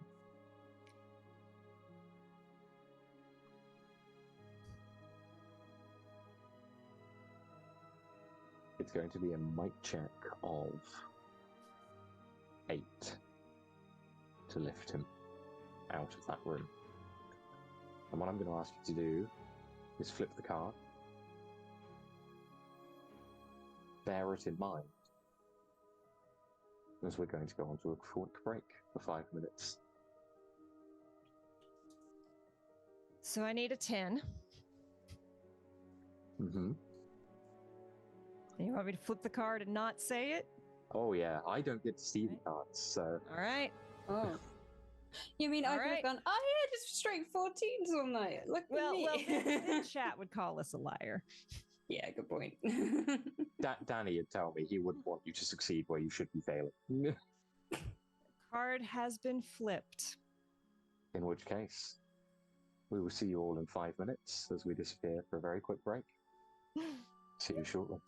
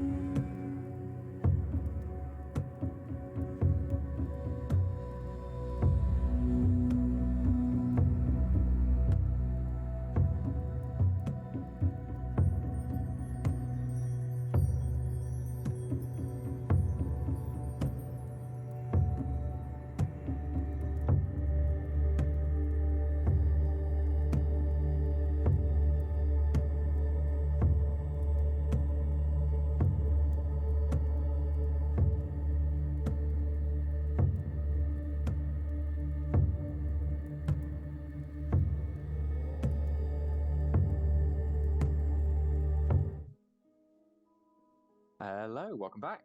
Right, let's jump straight back in.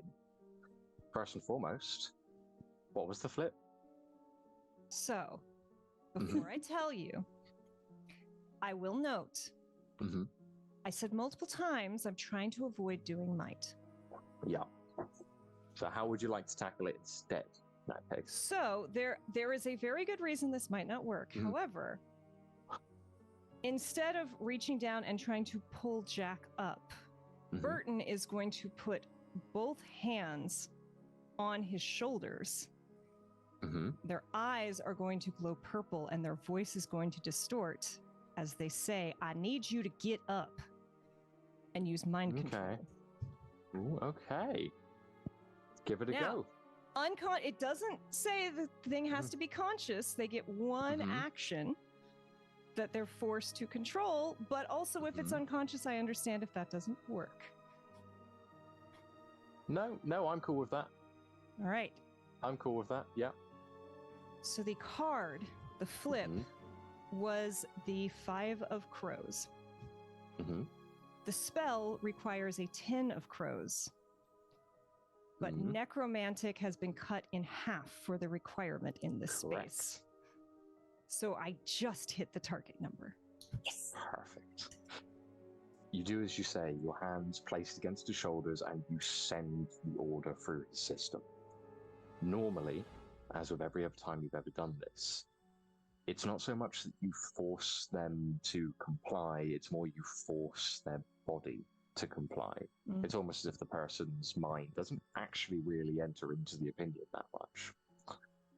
However,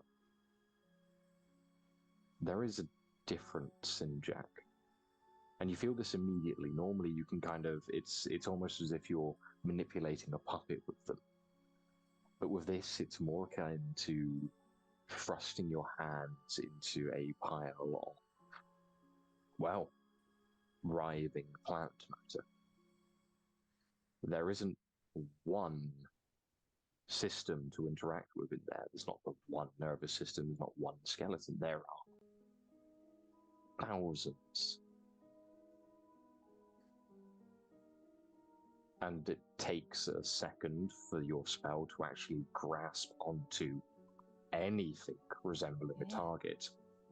You push through, you can feel the vines and the seeds and the poppies and the sprouts and every root wrapped around Jack's lungs, the roots entwined within his heart, drinking in the blood as it pumps through his system. Every portion of that runs through him, you push past until you grab hold of Jack and drag him from his feet up. He sits bolt upright, stands, and awaits your order. Up.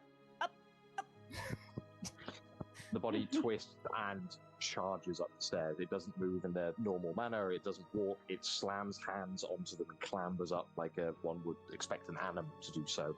It bashes through the door. It literally sends splinters as it slams its mass through there.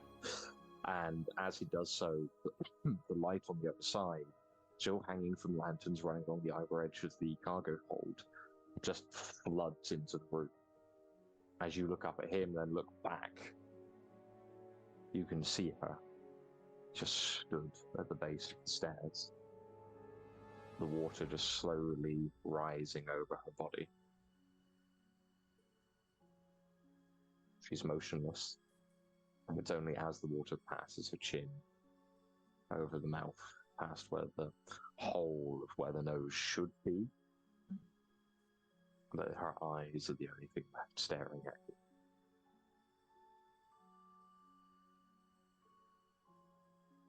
I'm gonna do as you ask and run now, ma'am. And they will turn and book it. And you do exactly that. You rush up the stairs and into the cargo hold. Meanwhile, on the top deck, Florance. Hello. You stand. Oh, sorry. Sorry?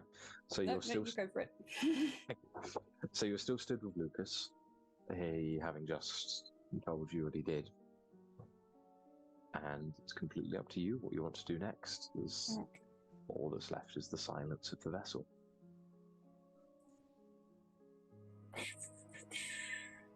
So, when Burton fired off their gun so they could get that muzzle flash, would I have been able to have heard it, considering it's deathly quiet? Is there any... You heard nothing.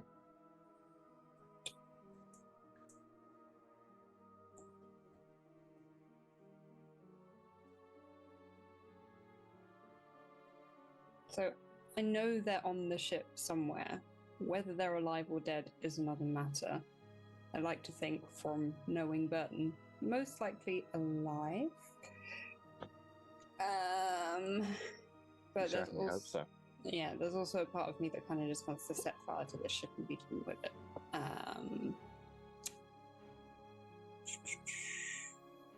So I think I am probably going to... How far away am I from being able to go below deck? And how many levels does the ship have? You don't know how many levels the ship has. Right. You could hazard a rough guess, but the port door that made its way into the ship's internals was just around the corner, literally 30 seconds away. Okay. I think I'm going to sneak to that door and then maybe see if there's something that I could start a fire with. Because fire goes so well for this group, I might as well. Yeah, it is a recurring theme. I am going to keep an ear out, though, for any noises or, You begin to start to move, kind of keeping low and keeping quiet. And again, there isn't a difficulty here. I just need to see how well you use stealth. So, okay. This is going to be my strong suit. Right, so my stealth is 3. Yeah, cunning 2, it's 5. I am the stealthiest person to ever stealth. That is the Red Joker. hey. Okay. Well, you effortlessly make your way. Yeah. Make your way around back the way you came, standing in the exact same spot you should have been standing, making your way here initially. Lucas remains behind. As you begin to go, he just, again, mutters something in Carnican, and all of the best. Thank you. You loop around to the front of the ship, and your silence matching that already permeates the air here. You come around to the front, you find the port door. It sits in front of you, and as you're kind of reaching it, you just become aware of the sound on the other side of the door. Slightly muffled, but audible nonetheless. Hello? Sorry, I very nearly went, is it me you're looking for?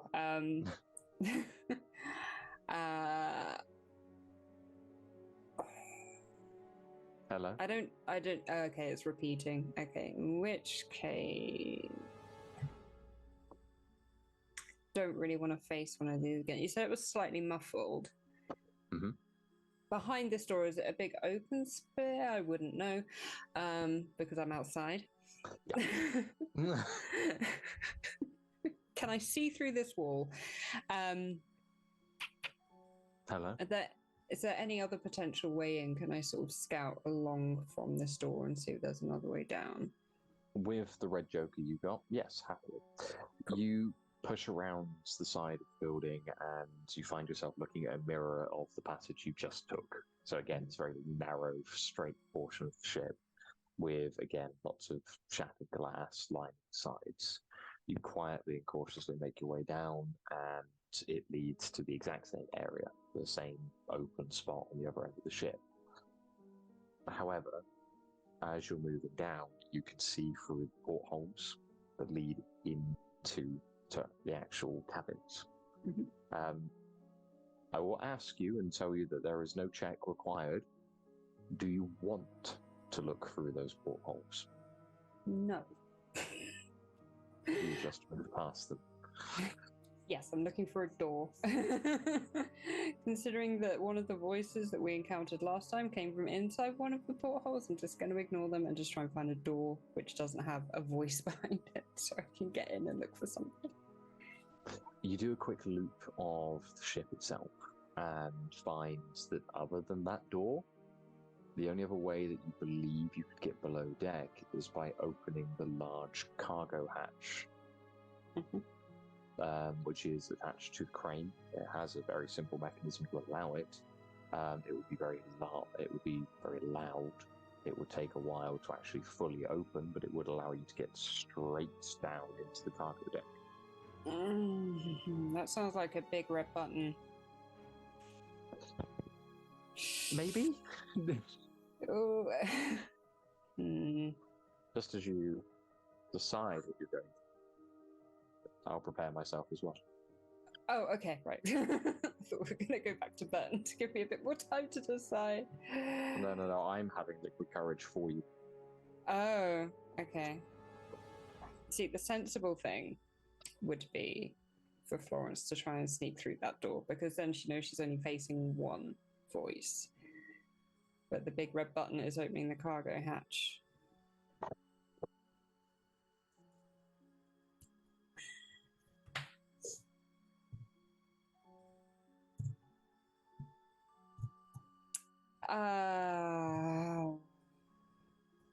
I can't like save here and then reload, can I?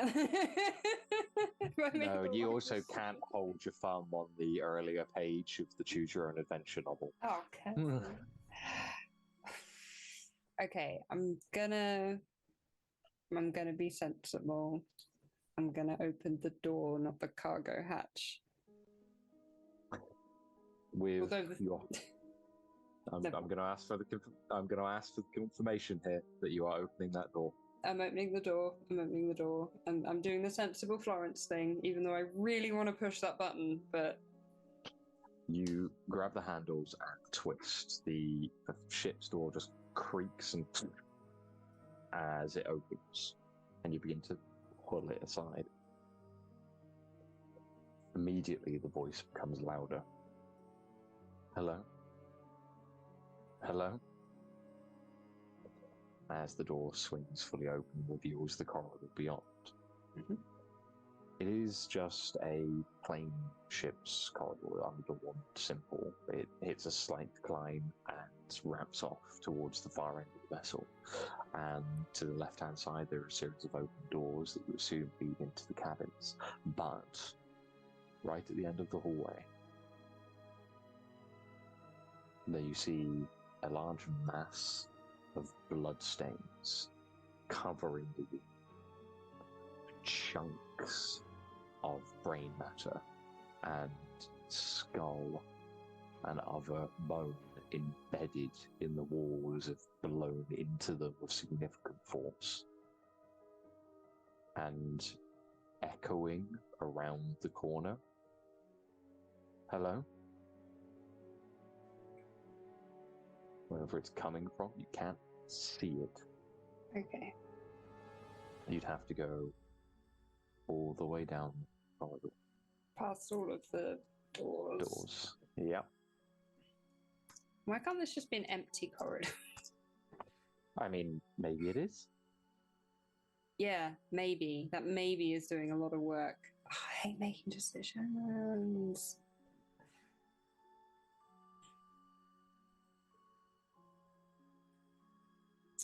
Hello? Okay, Hello? I really do not fancy going down there, considering how much trouble two of us had with a couple of these. Hello? Can I search the deck at all for anything that might burn things? You've had enough time to make your way around deck, and you know that what hangs out there are just a few lanterns, fairly small, and none of them sufficient enough to burn the ship down. There's also the fact that most of the vessel is steel and iron. Why did I? Yeah, of course it is. Sorry, my brain was like wood. Ships are made of wood. All right. The steamer. Right. Okay. I'm just going to try and sneak my way down the corridor. I'm going to keep that door open, so if I do need to bolt, I can run back out. You step into the ship and very quietly start making your way along with feet muffled and not creaking against the woodwork. As you move about halfway down, you just instinctively look back, checking your six, making sure nothing snuck up on you. And you can see the door that leads onto the deck and the now heavy fog that has made its way onto the deck behind you. You can no longer see beyond the door. And as you continue to move down, you realize that there isn't just one voice you're hearing anymore. Hello? Run! It's too close! Get away! Oh god, there's a whole lot of them. Run.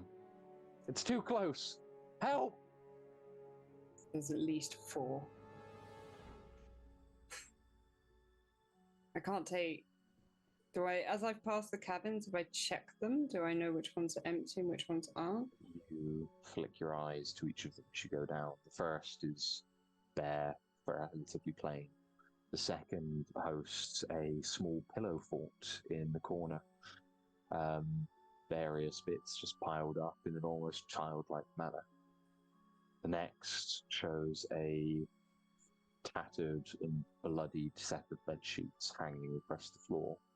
A empty wash basin has been kind of left on its side as if half broken and just slowly dripping this endless amount of black water onto the deck, onto the floor below it. The next few are, again, just unadorned, fairly normal. And it's only on the last one that, as you're moving, your feet touch against something. And you glance down to see the empty casing of a shotgun shell just roll away from your foot. I'm going to take that as a sign that there could, A, it's either Burton's come this way, or B, there are potentially survivors further ahead. So I'm going to keep creeping forward and maybe peek around the corner and see how many of the... Why are you laughing? Why are you laughing at me? Hello? Help! Get away! Run!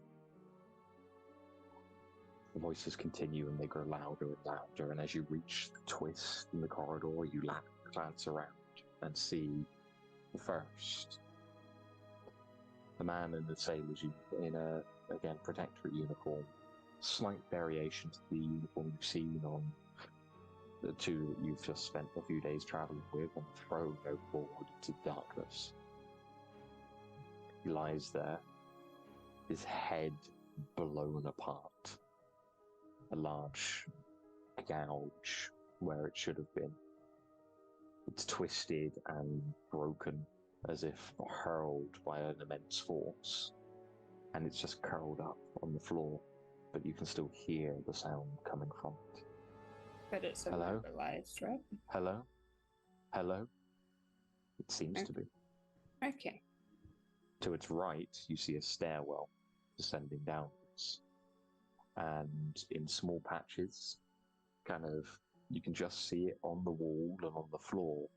Little splatters is the only way of describing it, as if someone had taken a pot of paint and just started hurling it slapdash around of massed obsidian that is piercing through the wood and steel work of the ship, as if a cancerous growth breaking in from behind. You can still hear 3 more of them just on that stairwell, just outside of view. I'm going to continue sneaking past the one I think's immobilized, trying to stay as far away from it as possible. And I want to have a little peek at the stairwell as well. You continue to creep.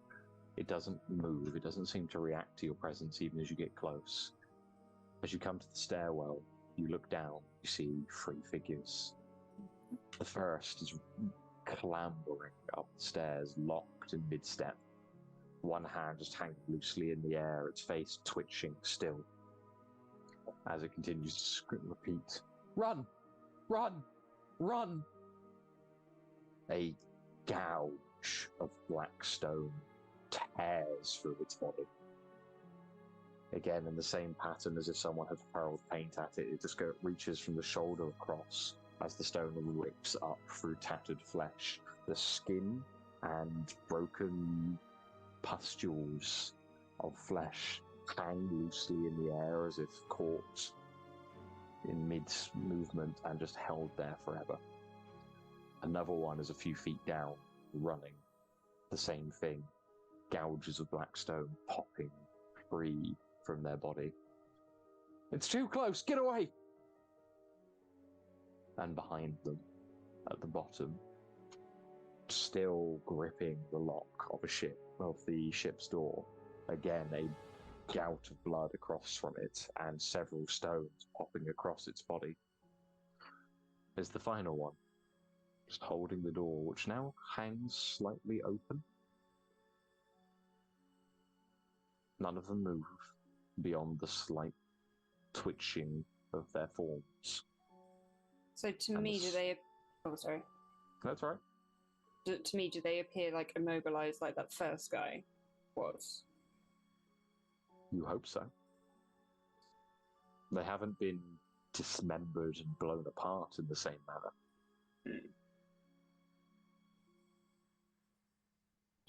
And does this stairwell lead into like... Is there any sign postage, or is this the only way from the corridor above? Sorry, just to alter one back there. Some of them are showing distinct forms of damage on them. Okay. But there's no signposting here. There's just the door, and you can see flickering candlelight on the other side of it. You can draw assumptions that this is probably leading down into the cargo hold, just by kind of the lack of any other door you've seen heading in this direction.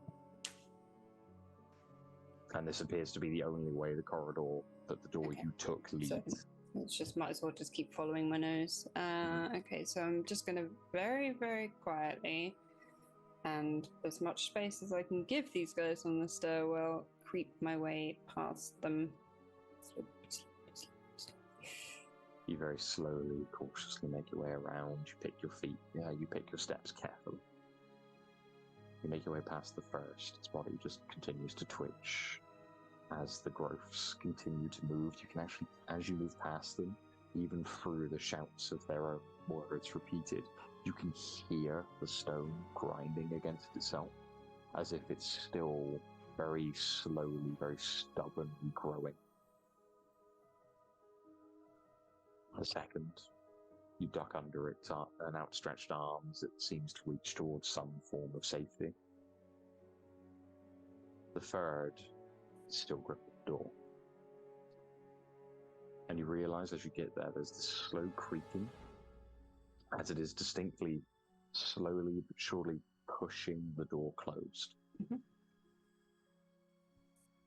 And as you look at it, it's not quite wide enough for you to fit through.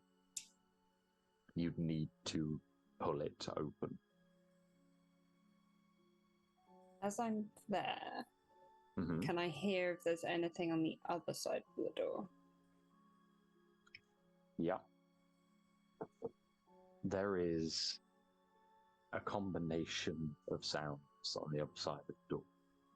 The first is a low voice. Palais. Palais. Palais. The second is a squelch. As if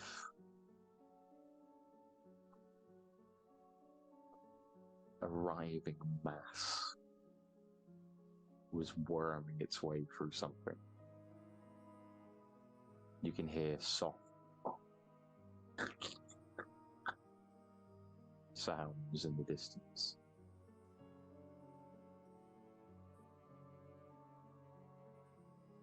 Oh, Florance, why are you? How did you get yourself into this mess? Is the other room lit? Yep. Can I see either the repetitive voice person or the squelchy thing? You have to draw quite uncomfortably close to the third figure to actually start to look into the room. So are you comfortable in doing that? Not really. My next question is, have I been around Jack enough to figure out whether that squelchy writhing sound is him?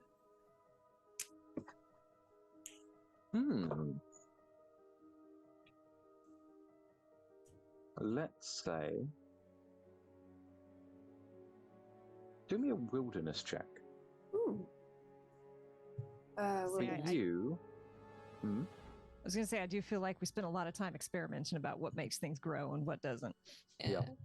So my wilderness is 3, which is cunning, which makes 5. What difficulty is this? I'm going to call this quite routine, so we'll say 7. 7, okay. Flip. That is a 12. Nice. Plus 5. 17. Maths is hard. Yeah, that'll do it. So that gives you 2 degrees of success, so super crit, basically. You stand there and just take a moment. Keep your eyes kind of squinted to just really focus in on the sound.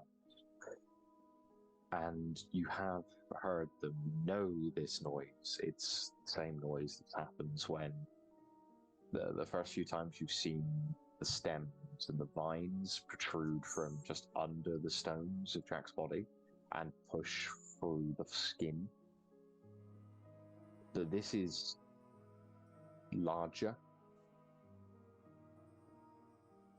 Yeah, it's not quite as loud with Jack. It's as if something much bigger was doing the same thing. So Jack-esque is the easiest way of describing it. And does it sound like it's coming towards me? Am I that good at listening? It doesn't sound like it's moving, or at least not in any specific direction. It seems to be moving in place and constant, but it isn't changing its location. Okay. And it is coming from the same place as the voice. Oh, yay. I would really like to just turn tail and run, but I'm not going to abandon my friends. So, if I shove that door open, slip through it, and yank it shut behind me, how long will it take Weird Entity Guy to open it again? You do not know. Yeah, but could you just tell me? No. Oh, gosh darn it. Okay. To give you at least basic information, when I say you can see it's pushing the door closed, it is at such an infinitesimally slow speed. It's almost more that whatever movement it's locked into has a small degree of weight behind it, and it's enough to just cause the door to shift slowly closed. There's nothing opening it, it is closing. Okay. In which case then I am going to try and just nudge my way through the door, close it, and hopefully that guy will just be like, my job was to close the door. It is now closed. Well done, me. Do an acrobatics check for me. We'll call it difficulty. Oh, right. Yeah, just so you can slip through. Okay. Double it's pike quite a and narrow stick the space. landing. Yeah, it's quite a narrow position, so we'll call this, moderately challenging, a little bit more than just routine. So we'll say difficulty 9. Okay, I'm gonna walk into a door, aren't I? Because my athletics is 2, which is -2, so I'm on 0. So I need at least a 9. Athletics or acrobatics? Oh, sorry. Acrobatics is based off of grace. I have no acrobatics. What's my grace? My grace is 4, so that's not too bad. And I should state that failing this does not mean you don't get through the door. It simply means that you will have to touch it as you move. Okay, that's fine. So, grace of 5, you said difficulty 9. I flipped the card. That is a 12. Okay, I was worried for nothing. Second half, the cards like me, apparently.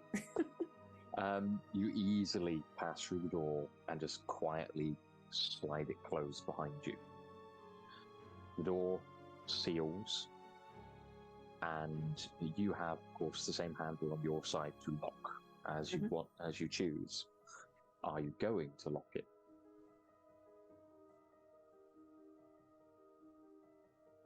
See, with this, I know that if I was going to lock it, I'd be locking 3 out and 1 in. However, if I wish to make a hasty escape, I'm going to leave it unlocked. Okay. Do me a quick notice check. Difficulty 11. Notice is 3, which is cunning. So that's 5. And flippity flips. Oh, that makes 9. Whatever it is, it doesn't catch your attention. That means I should have locked the door. I will say this as you begin to turn around. This is a lovely message directed towards the good, right honourable Danny in the background. Can we shuffle the deck, please, Danny? You can both draw a new card for your hand. Yay! Okay, I have something that doesn't positively suck. That's happy. As you kind of look over the door and run over your thoughts of what you could do, of course, the writhing sound, popping skin, movement behind you causes you to drag your attention backwards. And you turn. Meanwhile...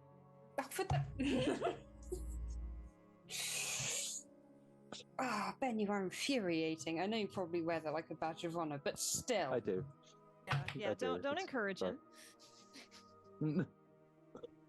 Meanwhile, downstairs, quite literally a room away,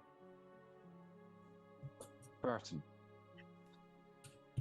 you have scrambled out of that room, and as you get to the top floor, you find, still stood there, but now relatively motionless, their body upright purely through nothing else than that's how they were left. You see Jack just slowly kind of wobbling in place. His consciousness is gone. Yeah.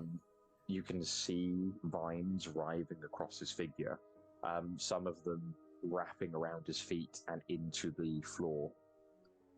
A few vines just kind of start protruding from his forearms and slowly running down his fingers to outstretch towards the ground. Nope, stop that. No. Chiefly, though, across his back, you can see his shirt and great jacket, or great coat, is actively moving, as if a whole nest of snakes was resting on his back. Don't like that. Don't like that none at all.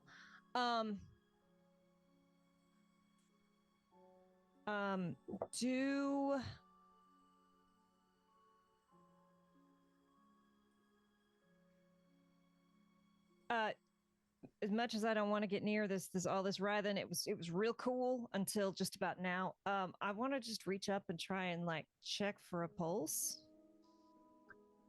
You push your hand up and very rapidly just place it onto his neck, and there's pulsation. There's a lot of pulsation. His entire neck is moving. Oh. And as you come close, you watch as the stems and tips of flowers literally just tear free of the skin. The stonework below is already forming up to fill in the gaps as the skin is severed. And you can see the flower petals starting to bloom, pointing directly behind you. Yeah. And again, almost as soon as they bloom, they just wither and fade away, dying and leaving the petals just floating away into the wind. See, so I don't know that Florance is coming. Jack is a big feller, and I am not. And I'm just gonna kind of... It's not... I don't actually think it's gonna work, but, you know, Burton's gonna kind of like watching this skin tear and heal. And does the rock... Does it look the same obsidian as we've seen on these others? Yeah. exactly the same. The same obsidian that you saw punctured through the back of the woman as she was hanging there. I'm gonna, you know, as I'm standing there, just look up at him. Lights are out, but I'm just gonna say, like, I'm real sorry I did that, but I learned a whole lot, and I'm pretty sure you'll thank me in the end. Any chance you're gonna...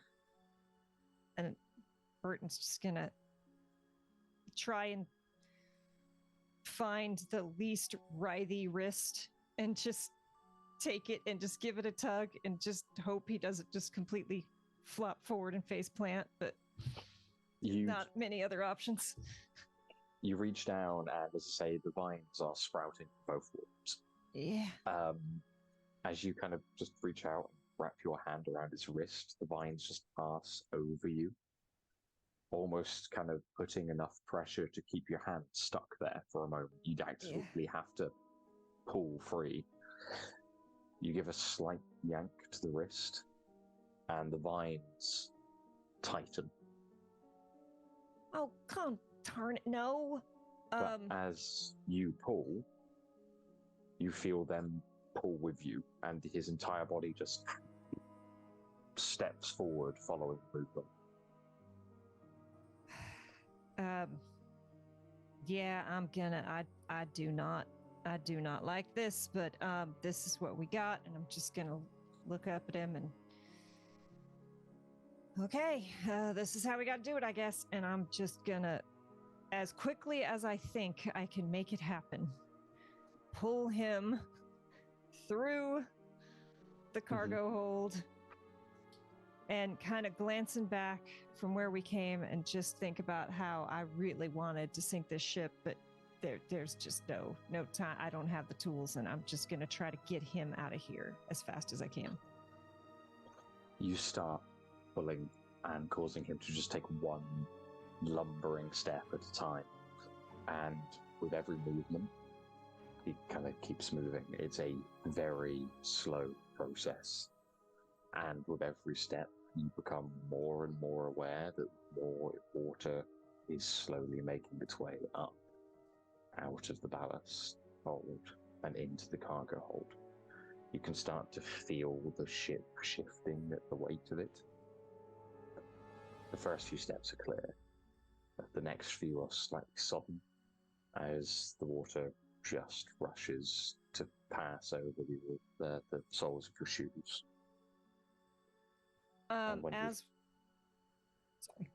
As we're making this not as fast as I would like pace, I'm gonna just start trying to think about this necromantic magic and how likely is it that the ship needs to go down, but how likely is it that these things are going to somehow spread? Are fish gonna eat it, and then anyone who eats the fish, like what is the likelihood? Don't give Ben ideas. How bad can this be? Do me. Like, are they gonna crawl out eventually? Like, I'm just trying to... Do me a necromancy check. Now, this is going to be an incredibly difficult piece of information for you to try and play around with. So I'm going to call it difficulty 15. And I but don't... This is very... Go on. I don't have necromancy, but it's off charm. Intellectual tenacity, I believe. I will double check for you. Charm or tenacity, sorry. Cool. Charm is ever so slightly higher, so we will... That's an 11. So... You start bumming through ideas in your head, which you have no idea. This stands so far outside of any practical form of necromancy you've ever seen or even read about. Necromancy at its basest core is more about the alteration of the human form or rapid decay therein. It's never really more than that, and it's never this long lasting. Yeah, nothing about this is right. So yeah, I'm gonna, as much as I can, like, mind is completely split, like running through worst case scenarios, but is also focused on trying to backtrack as fast as we can, find the clearest path, trying to avoid places that have a bunch of stuff on the floor so he doesn't trip, and just booking it as fast as I can get him to, thanking the martyr that he is upright and moving at least, because I would not be dragging this. You take a few more lumbering steps forward and mutter your thanks as he stomps one after the next. And at this point, every stomp is met by the impact of his foot hitting the water. It's still not high, it's not even kind of above your toes at this point. But as he starts to move, you hear something behind you. The same lipless whistle. You kind of glance back, and you can see her. Same dark red hair, light red hair, even, sorry, parting from just below the water. Not from ballast, not from the gap that should lead down, but further up. You've taken a slight detour, you've had to. She seems to literally just be rising from the water. Her neck alone should be meeting with the floorboards. Oh, that ain't And she right. just continues with every step to rise slightly further up out of the water. Is she near anything? Is she near any big crates? Is there... There's a long set of shelves that run kind of parallel to her left, absolutely laden with goods, that it still matches you. You're kind of walking on the same thing. So if I pull out those foam things again, I could maybe try and stick her to that? You could potentially try, yeah. Yeah, that's because if she's not out of the water and I can't aim for a kneecap, that seemed to be real effective. She doesn't seem to play by the same rules, so I don't think that'll work. She might just ghost her way out of this foam thing, but that seems to be my best bet. So that's what we're going to try to do, at least until she gets closer. Okay. Same thing as earlier. She's presenting a fairly easy target. She's not sprinting. Yeah. She's just walking at you. So, still a 6. It was originally an 8, but now you can actually see her. Yes, and I can do this with grace, correct? You can indeed. Okay. Okay, cards. We're being real friendly right now. That is a 5 with a +1 for a 6. Yay. Thank goodness. You pull out another one of the cylinders, depress the plunger, and fire. The ball swings towards her, impacts directly into her arm and to the large shelving unit next to her. It crashes into place and begins to expand. She stops for a second. You can see... Stay? Yeah, Burton's just like, stay? day. You can see the obsidian across her form, the faint glowing of the marks on her back, this very loose, very soft violet light. Now that she's in the light, as this thing is expanding, can I see any symbols? They're all on her back. Oh, because we saw her back. I thought we had to go around to see her front. It was the other way around. You could see her front, you couldn't see her back clearly. Gotcha. Okay. She just stands there. Her eyes are still locked on you. Why save him? He is like the other. Oh, tarnation, you can actually speak. I don't. Come on. And I'm just going to grab Jack and as hard as I can pull him, try and run. You grab him, and at this point, as you look back, the flowers have pierced through his coat. And there is a mass of violet poppies just fully opened, every single one of them pointing her direction. You can see the vines pulling from his back and starting to push through the air towards her. His body is not reacting to you. He is stopped dead. But she seems to be trapped by this foam, at least. She seems to be. She's not moving. She's just staring. And even as you kind of look back to her, again, she speaks. I just did. That's what they want. Let me take his. Let me take his.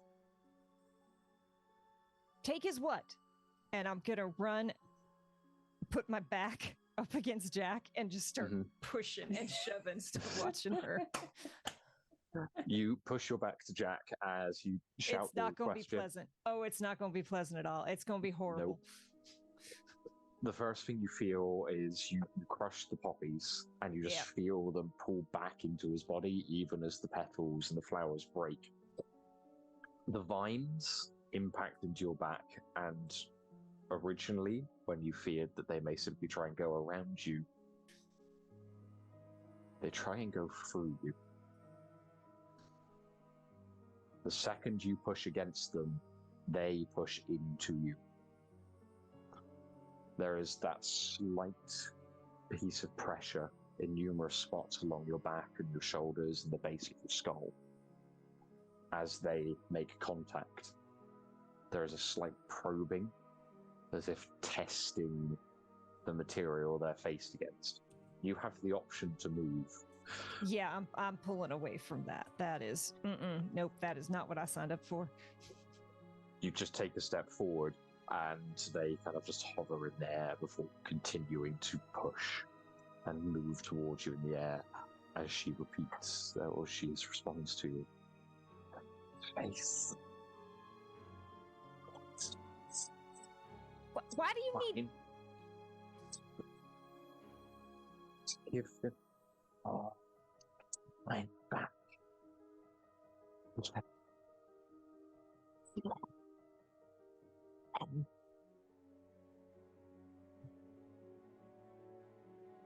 I am very sorry. You're doing a very cool thing, and your noise canceling is Of like, course. I am getting none of it. Gotta love it.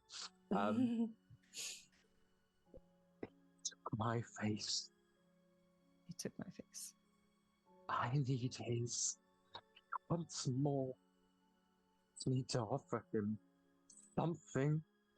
Please. This feels so wrong. You've taken a lot of faces. I've seen all the faces you've taken. Right. None of them were right. They weren't what he wanted. Who's he?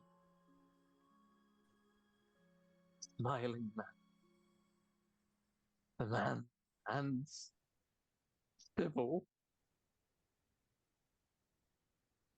Sybil? Meanwhile, Yeah. Florance, Hi. In front of you is what loosely be described as a corpse. The body of what would have once been the ship's captain stands there. Again, a large crater where his head should be. Arms splayed apart, cracked and broken. His chest, a gaping cavity, as if he's been beaten and torn and blown apart. And still the word hangs in the air. Pele, Pele, Pele. That would almost be normal if it wasn't for the plants. The same writhing purple tendrils that you've seen in Jack so many times at this point are blossoming across this man's chest.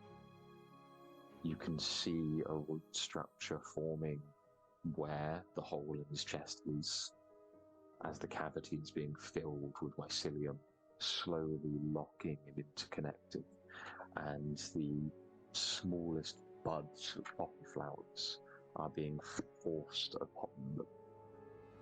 Root structures forming between the mycelium and interlacing into the skin. And the entire body is cavorting in masses of matter. The vines writhe under his clothes and pop through his skin. You can see the flowers starting to build up around the stump of his neck.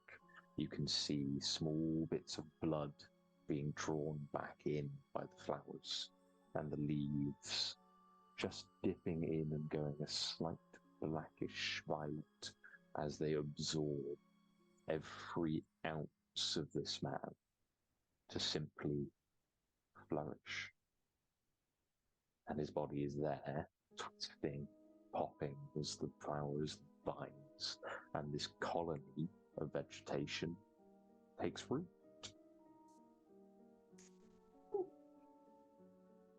Right. Can I just want to find Burton and Jack. So I'm going to ignore the garden center and I'm just going to continue sneaky. Just want some form of Just to the right, there's another door that leads down another flight of stairs. There's a small line of salt running along next to the door. Unbroken at this point. The door is open. You can just head down it quite quickly and easily should you choose to. It's the only other way out of this room. Cool. Lines of salt and stuff. I'm gonna very deftly step. I'm not gonna break the line of salt. I have a feeling that this is relevant somehow. You very cautiously step over it down into the next room. Follow a small flight of stairs that kind of descend into a small amount of darkness, and already you can see at the bottom of the stairs a figure turned, facing now up the stairs, hands outstretched. A single leg has been blown off, and it just kind of hovers in space. And even from a little bit of distance, you can hear a very soft, "I forgive you. I forgive you. I forgive you."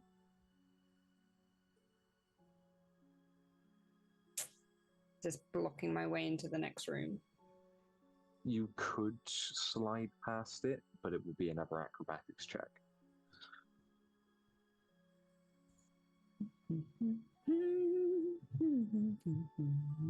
Sorry, I'm just trying to... So many tabs. Okay, right. I was athletics I had. What aspect is acrobatics? Grace. What level is this check? We're going to say 8. It's quite an open corridor, but again, it is moving. You assume it will move to interact with you should you get close enough. Okay, I will attempt to squeeze past it. Go for it. Cool. My grace is 4. I flipped to 6. That makes a 10. Perfect. You make your way down the stairs and just slide past the man. Again, its body does twist, but it doesn't seem to be able to walk. So it just kind of holds in the same position with the hands do outstretched for you. And again, with every movement past it, you just hear the same repeated words. I forgive you. I forgive you. You move past it. There's another small line of stairs that lead down into the open cargo hold, where you can hear shouting and the sound of rushing water. It gets better and better. Can I identify the shouting? Do I recognize it as either Burton or Jack? Oh, very easily. You swing the door open into the cargo hold and immediately hear Burton's voice. Cool. As they respond to Sybil. What? Wait, Florance hasn't met Sybil. Nope, it's more you hear the word. Okay. Or hear the name. And then, of course, Burton, they respond. And just to clarify, because again, you're doing a cool thing, and volume is. Did she say her master was Sybil? Or did she Not say her something master. between Sybil and master? Just, I think I said the word master. I may be wrong. Who knows? You definitely did. My did I? master, and then there was a something, and then it was Sybil, and I couldn't tell if that was a muttering, a sound, or... Thank you. I said nothing else in between that. It was just dot, space, Sybil. Okay.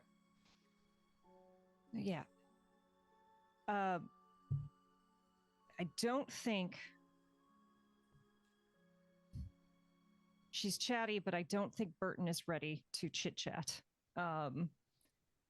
Burton instead is going to, I'm happy to take my turn to do this, is going to try and assess the situation. And again, is going to try to figure out, does this seem, especially now that I'm seeing those glowing symbols more, does this seem like something that can be counterspelled? And is she a corpse / undead? Okay, so you can either do a counterspell check to determine if it is something you can disrupt. Okay. Or a necromancy check to determine the state of her, as it were. Yeah, first and foremost, I would like to try a counterspell check to see if I could do this thing. Go for it. It is going to be difficult because you still can't see the runes, so you don't know if that has something to do with it. Right. So we're going to call this, it's going to be a difficult check. We're going to say, because it's unlucky, we'll go 13. Okay, so my counterspell is 3 and my tenacity is 2, so it's a 5, so I need an 8. 6, 7, 8, 9.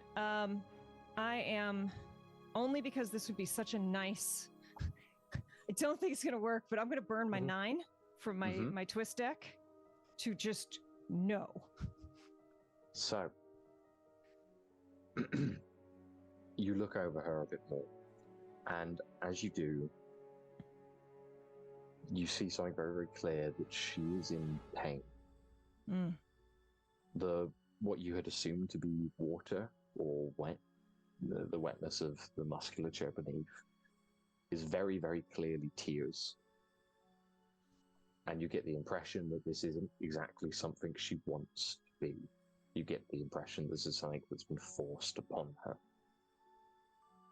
You run an assumption in your head that something like that is enforced, and anything that is enforced can be undone. You know, even without knowing exactly what it is, that you could probably counterspell it. You'd need to see exactly what binding was to be able to do it effectively. Okay. But it would be doable. With that focus, do I hear Florance approaching? In the distance, you can hear a door opening, Okay. And the repetition again of "I forgive you," followed by the movement of feet hitting water. Yeah, I'm gonna glance. I don't want to take my eyes off her. I'm gonna glance back real Mhm. quick and try to see, is this good or bad? Florance, Hmm? you are there. You are in the room. You loop around after hearing Burton dart around the corner and see them there next to Jack. This blossoming, burgeoning of vines and poppies across his body, as behind them you can see the figure of a woman trapped in this rapidly expanding ball that's just slowly encompassing her form. You have to look a little bit more clearly to realize that her face has been removed, and all you see is this musculature grimace that lies below. And of course, Burton stood there as innumerable vines tear free from Jack's form and are very slowly making their way to the woman. Okay. I am just gonna get Burton's attention by going, like, not quite shouting, but like a loud whisper, like just enough for them to hear to know that it's me. Hopefully, they will recognize my voice. Good. We've been friends for a I would while. hope so by now. Yeah. It's easily done. You make a sound, and Burton, you hear Florance behind you. You know it to be Florance. Yeah. Don't. At this point, I don't take my eyes off this woman. Hold out a hand for her. I say, point at Jack. Help him. And I'm going to take 2 slow steps toward this figure. And keeping one hand up there and say, do you want this to stop? I think I can make it stop. You take a couple of steps towards her, and you can see her eyes just watching you, clicking across to Jack as the vines continue to stretch past to Florance. And she gives. Her head begins to move, as I'm going to ask you to make.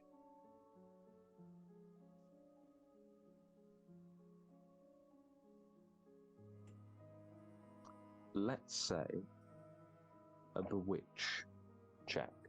It's a slightly weird word for exactly what we're looking for, but this is more, does she trust you? Okay. So Mhm. I have the honest trait.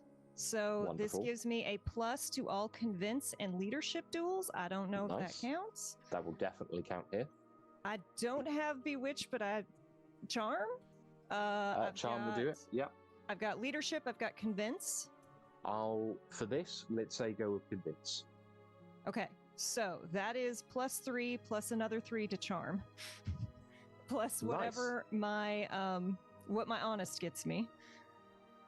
So the difficulty of this one is going to be high. This is a 16, so you get to draw 2 cards, pick the highest, and add your bonuses. Let's see if we can get a 10 up in here. There's a 7. 2. That's a 13. In total? In total. There's no way I can assist us. Took all the good cards. How dare you? I'm sorry. Even my 9 wouldn't have saved me there, so. You ask, take the 2 steps and stop.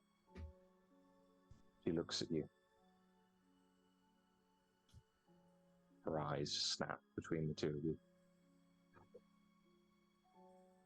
You can't fix this. No one can fix this. Only he can take this away. Only he can take this away.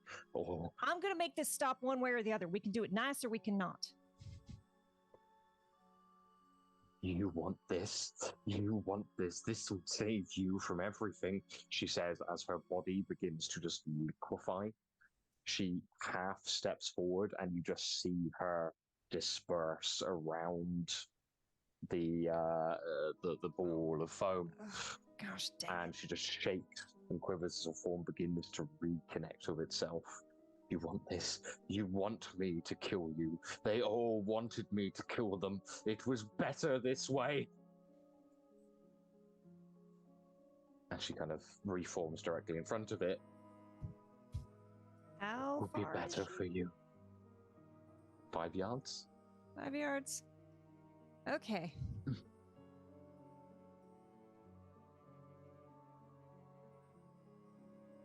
Florence, are you anything you're doing? Because I don't want to.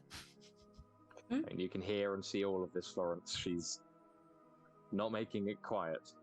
Okay, so I have probably not succeeded in getting Jack very far, but I do still have that rooting arrow thing that Burton enchanted right in session 1. Mm-hmm. Burton, does it work in water? I think so. Okay, I'm gonna shoot it at the woman, and hopefully magic vines will hold her in place better than foam. Just to try and get us a little bit more time to get the heck out of here with Jack. At this point, she is no longer passive. Okay. And her defense has jumped to 12. Oh, yay. I'm not trying to hurt her, I'm just trying to stop, hold her. The arrow will still need to hit her, unfortunately. Yeah. So. Okay.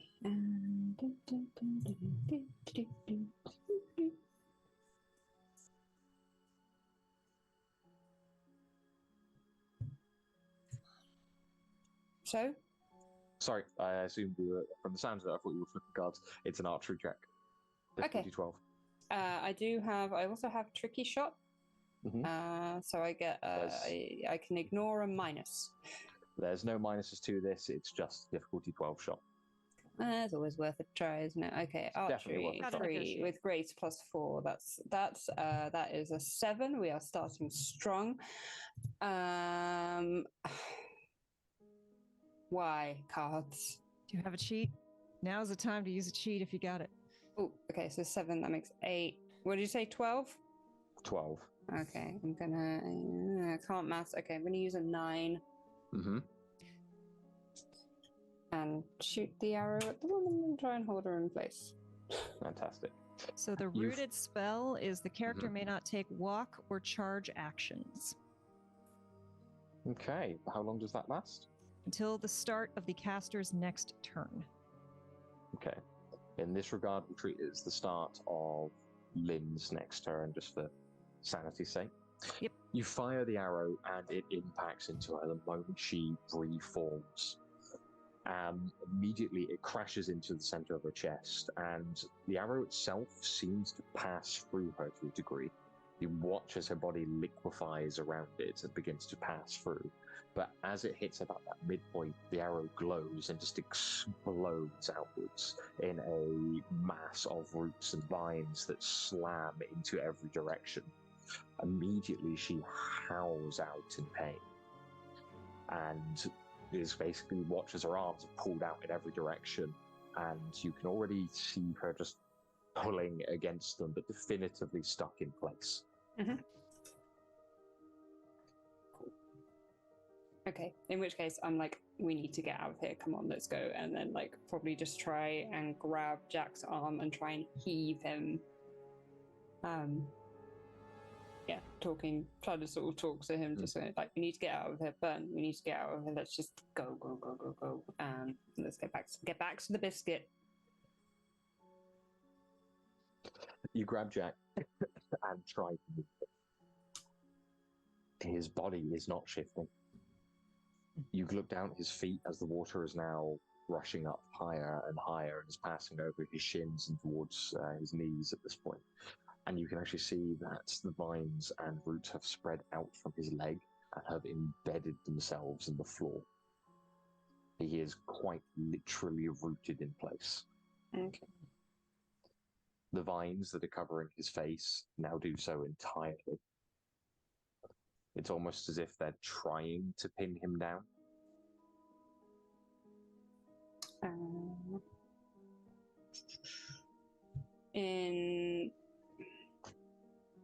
Are there lanterns in this room?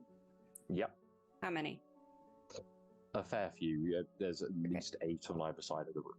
Okay, You're I'm gonna finally grab. getting fire. I'm finally getting fire. I'm just gonna take a lantern and leave it. I'm done here, guys. Bye. I am gonna grab a lantern and then just like hold the flame to like up to Jack's back and see if the vines or flowers react to the fire, whether they want to get away from that, because you know wood is flammable. That's my logic. You grab one of the lanterns and hold it here, these massive vines that are pushing across the room. And as the flames get close, they do back away from them, retreating towards Jack, at least slightly more. Okay. But not enough to get him to move properly. Not to get him to start moving. Burton, anything from himself, for yourselves? All right. Question, because I'm newer to the system. And if this is not a thing I can look and know, feel free to tell me. I'm not going to spend an action to figure this out. No, that's fine. How do I have any idea of how like sturdy she seems? Does it seem like it's not going to take much to take her out, especially if it's magic specifically aimed at the undead? Or do I have any idea kind of like what the equivalent of a hit point would be? Does she seem easy or not? I don't know if you would know that. It's one of the things that there are specific abilities that allow you to work that type of thing out. The one thing I will give you immediately off the back of that is the more you look at her, the more you are convinced she is definitively not undead. Okay.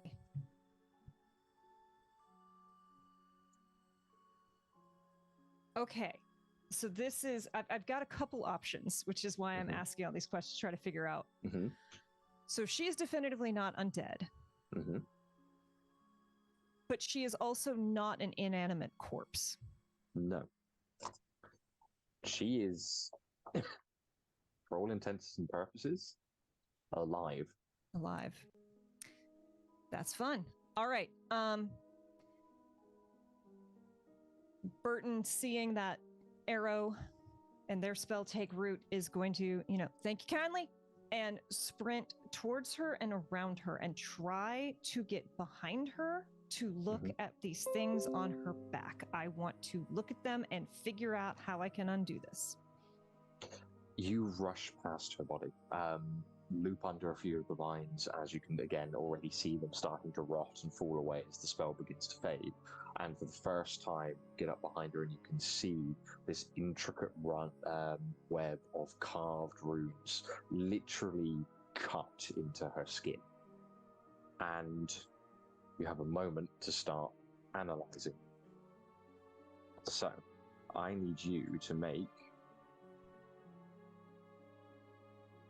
This is be an enchanting check. I like that. 3 in enchantment. It's a charm. So we're once again got a +6. It's going to be difficulty 13. Okay. Once again.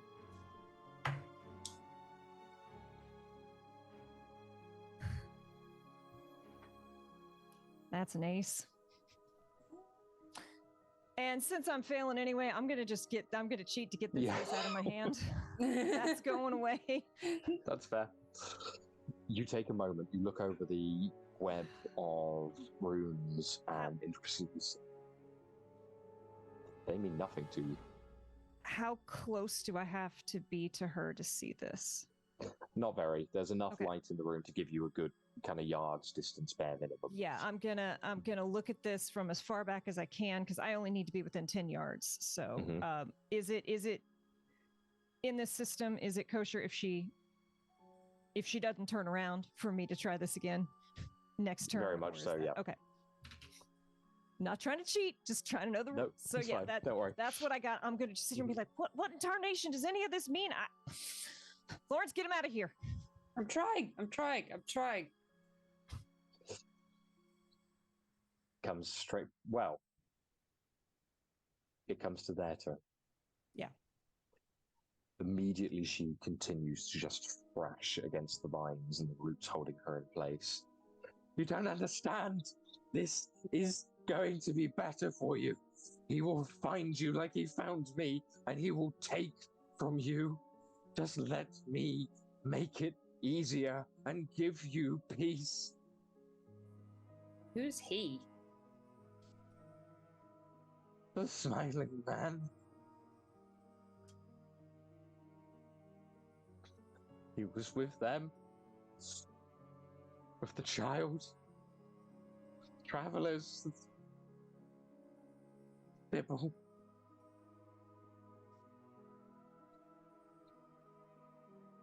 You can see her just continuing to thrash in place and What's become your name? more and more agitated.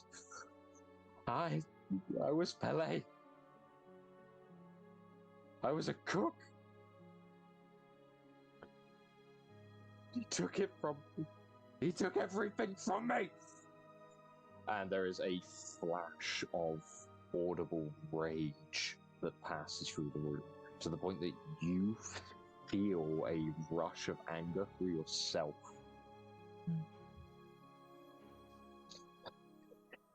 Came down into the kitchen. He attacked me. He strung me up. He carved into me and he laughed and he whistled and he sang. He took it from me. He took my face. He took my skin. He told me now I will live forever. Just told me to bring him more. I could bring him more. He'd let me go.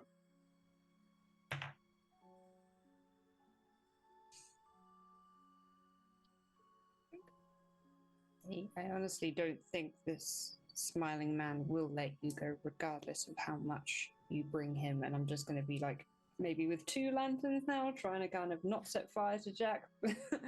Just try to like alternate between that and like pulling and like trying to push against him, like trying to get him out of the door, but being very wary of this woman.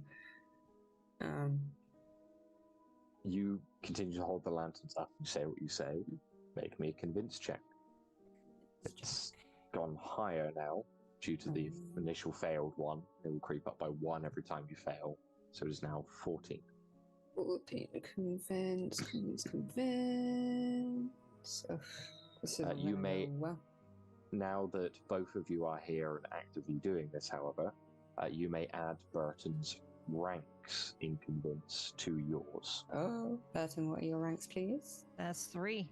Thank you. So 3 plus 2 plus 1 is 6. Come on, get a good card. Quick maths. That is a 6. That makes 12. Oh no! I'm gonna use a 2 and make it 14.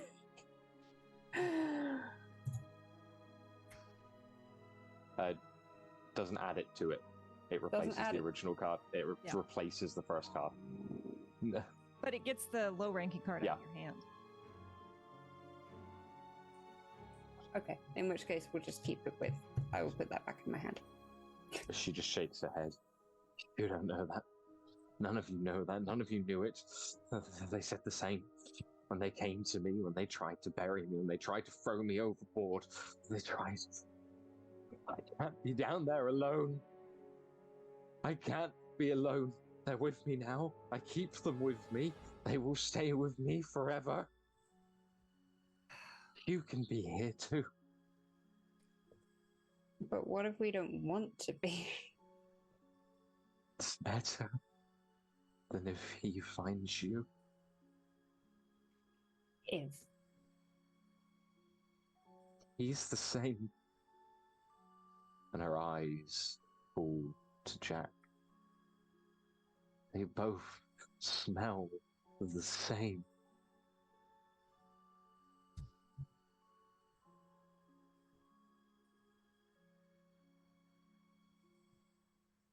As all this is going on, it was real gruesome down there, but it was also real dark. And water's been coming up. Is her face floating anywhere? There are faces in the water, but as they are kind of skinned and loose, you don't know. Maybe. There are dozens. Okay. Okay. So that's terrifying. So yeah, well... Oh, it's not my turn yet. It's going to loop back around to you now.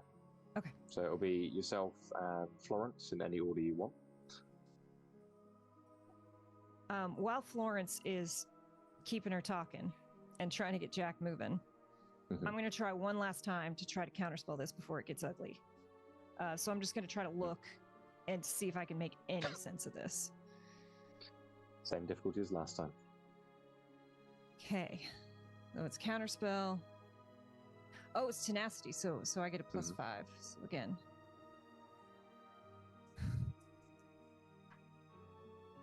Can I just go home? That's a 2. Can we just throw the deck out? Can we just throw the whole deck out? I'm just... Again, you look over the rooms and they just mean nothing to you. You draw a couple of things from it just for how long you've been looking at it now. Which is...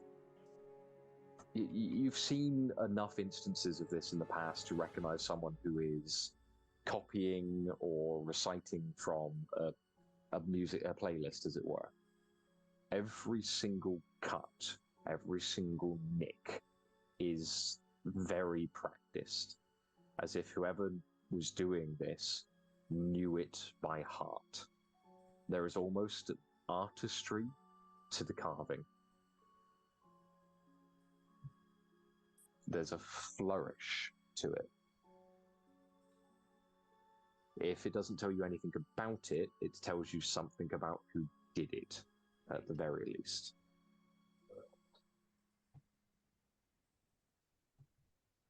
But that is only half of your action. You can still move around and do other minor things.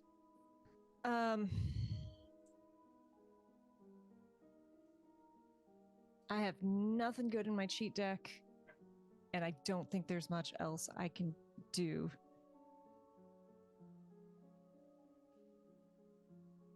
I'm hoping she's going to try to come at me rather than Florance, so I'm just going to back up just to put that much more space between us for when she breaks loose, and just be ready to try to like run, jump, clamber wherever I can, and just keep trying to stare at these ruins, just keep trying to make sense of it.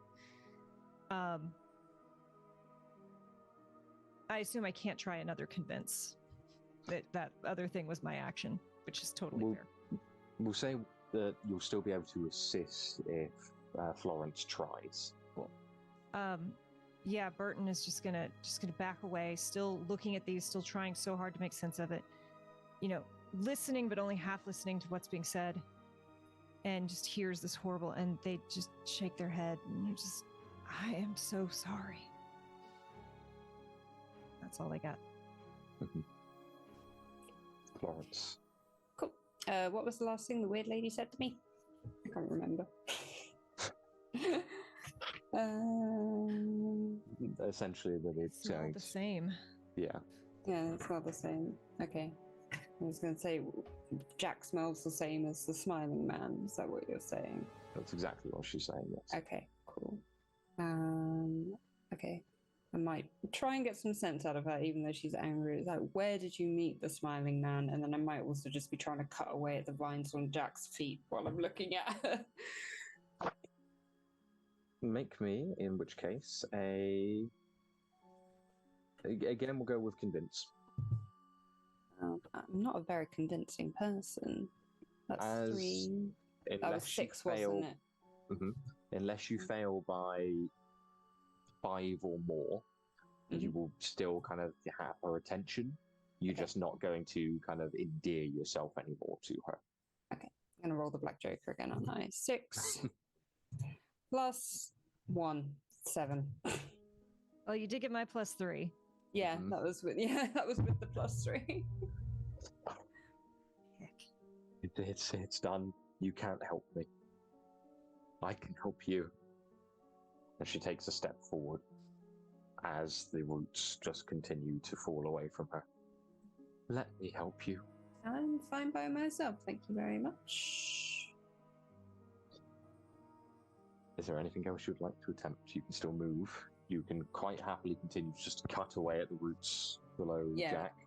I have no idea how Jack works, but to me, logically, those vines that are in place, they're what's holding him in place. That's what's stopping him from moving. So I'm just going to try and cut his feet away, but kind of apologize to him and to all the vines if they have some kind of hive mind consciousness, like going, sorry guys, but I really need you guys to get out of here.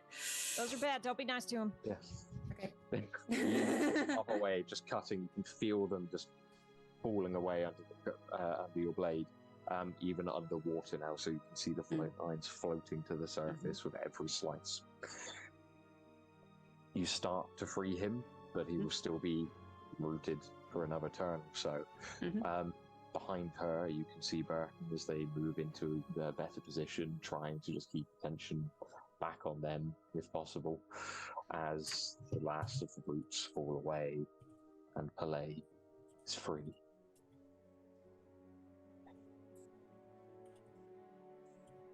It will be okay. I'll make it all stop hurting.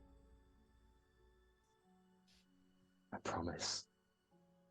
I am not in pain right now. Help me, not her. She turns her back to Florance and looks up at you, Burton. You feel if she could, she'd be smiling. You can see the muscles moving to imitate the emotion. I will. And she just starts stepping towards you and raises a hand out.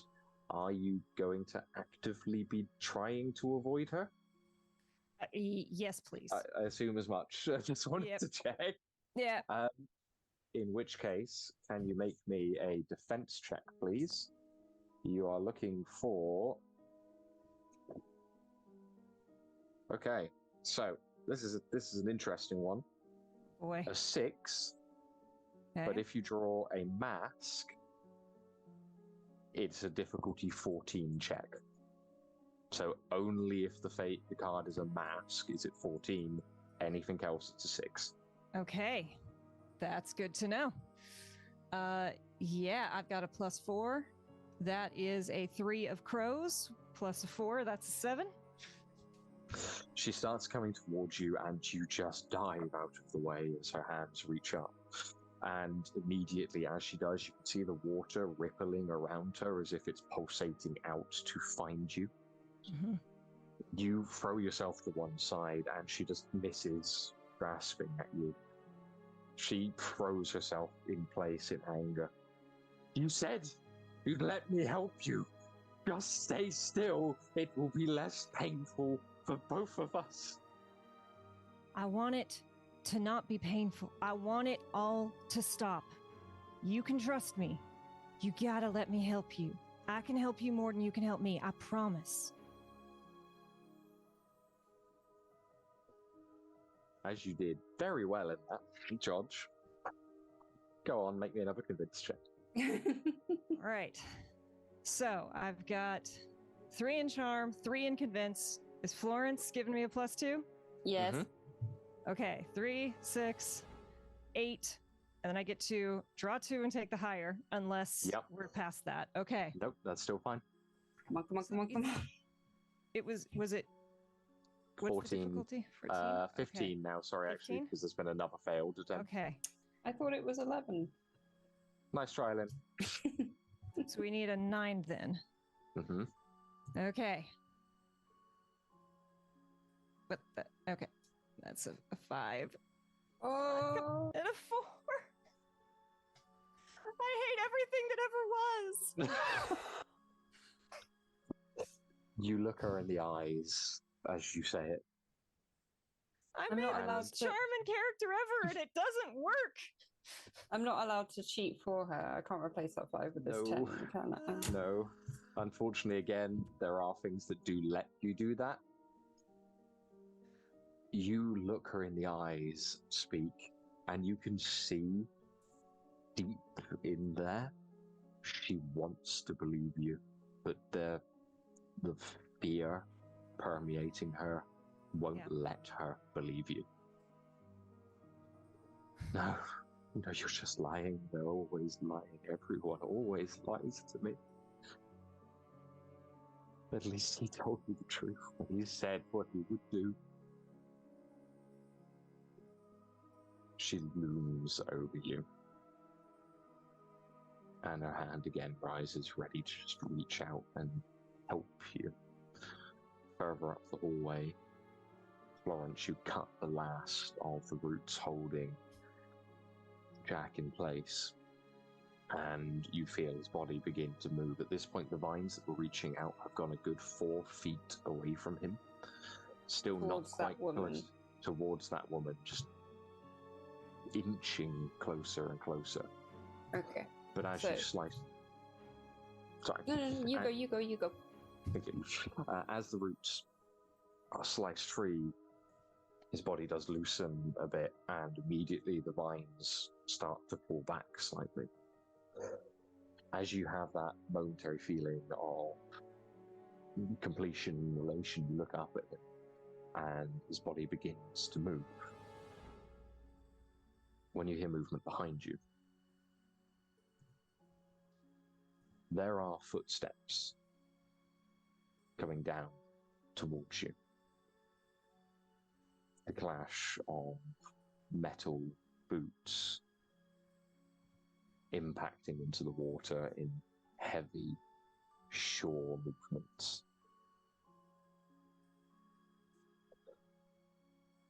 You glance back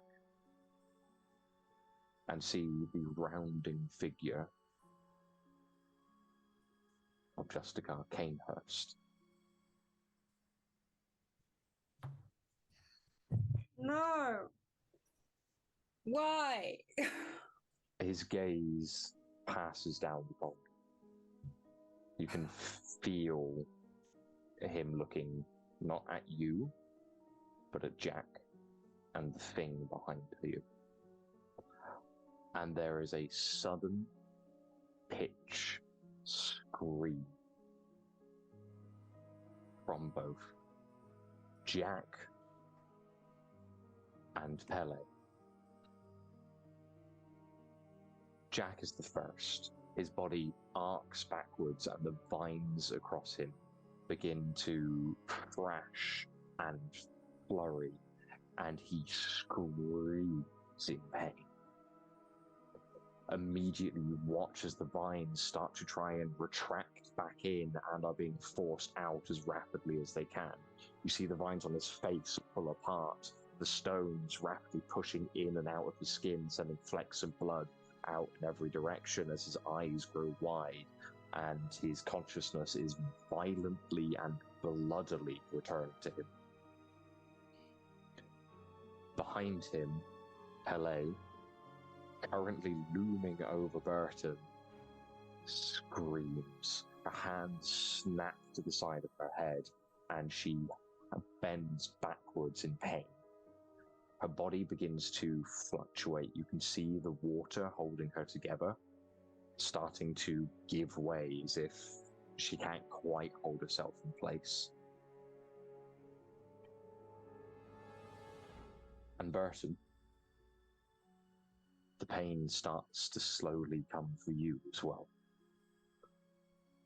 The same dull sensation you've been feeling the last few days of your channeling being suppressed, you feel it ripped away from you, as if 1,000,000 miles from you now. The last thing you see, as your eyes begin to darken and pain starts to rush across your form as you're bitterly clinging to consciousness, is the runes on Pele's back as she twists and bends as they violently start flashing violet lights. Florance, you watch as Canehurst storms down that corridor, his blade rapidly being drawn from the scabbard, his eyes set on Jack. What do you do?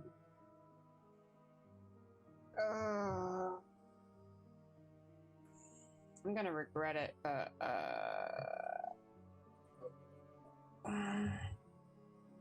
see, we're meant to be protection, Jack.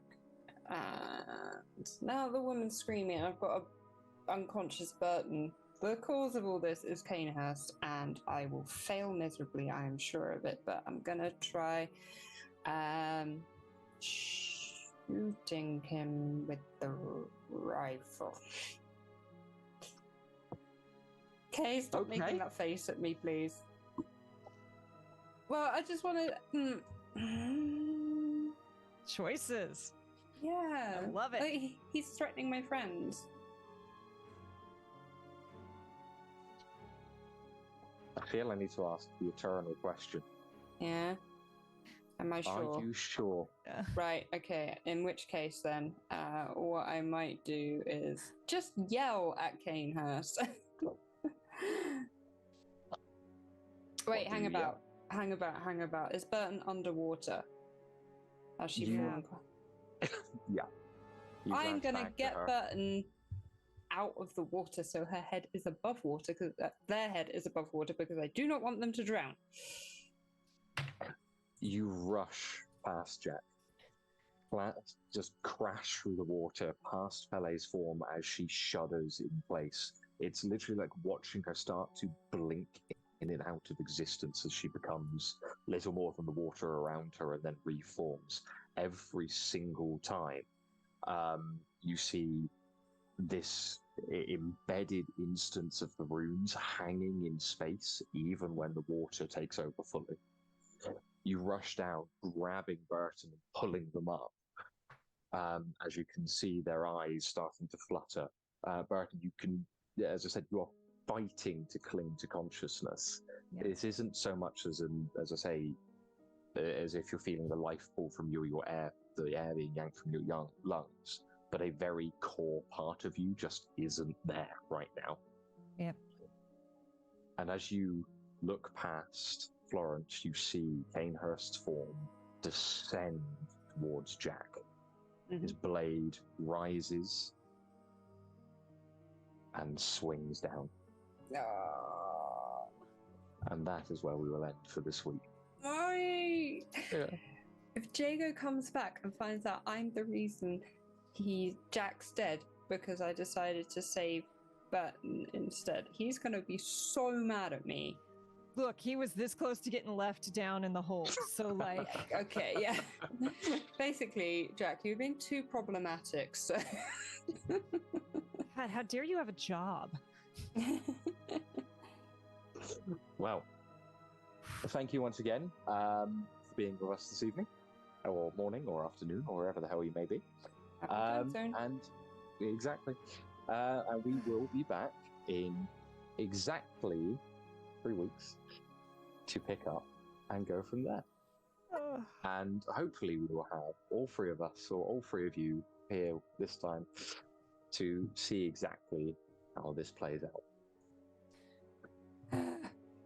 Thank you.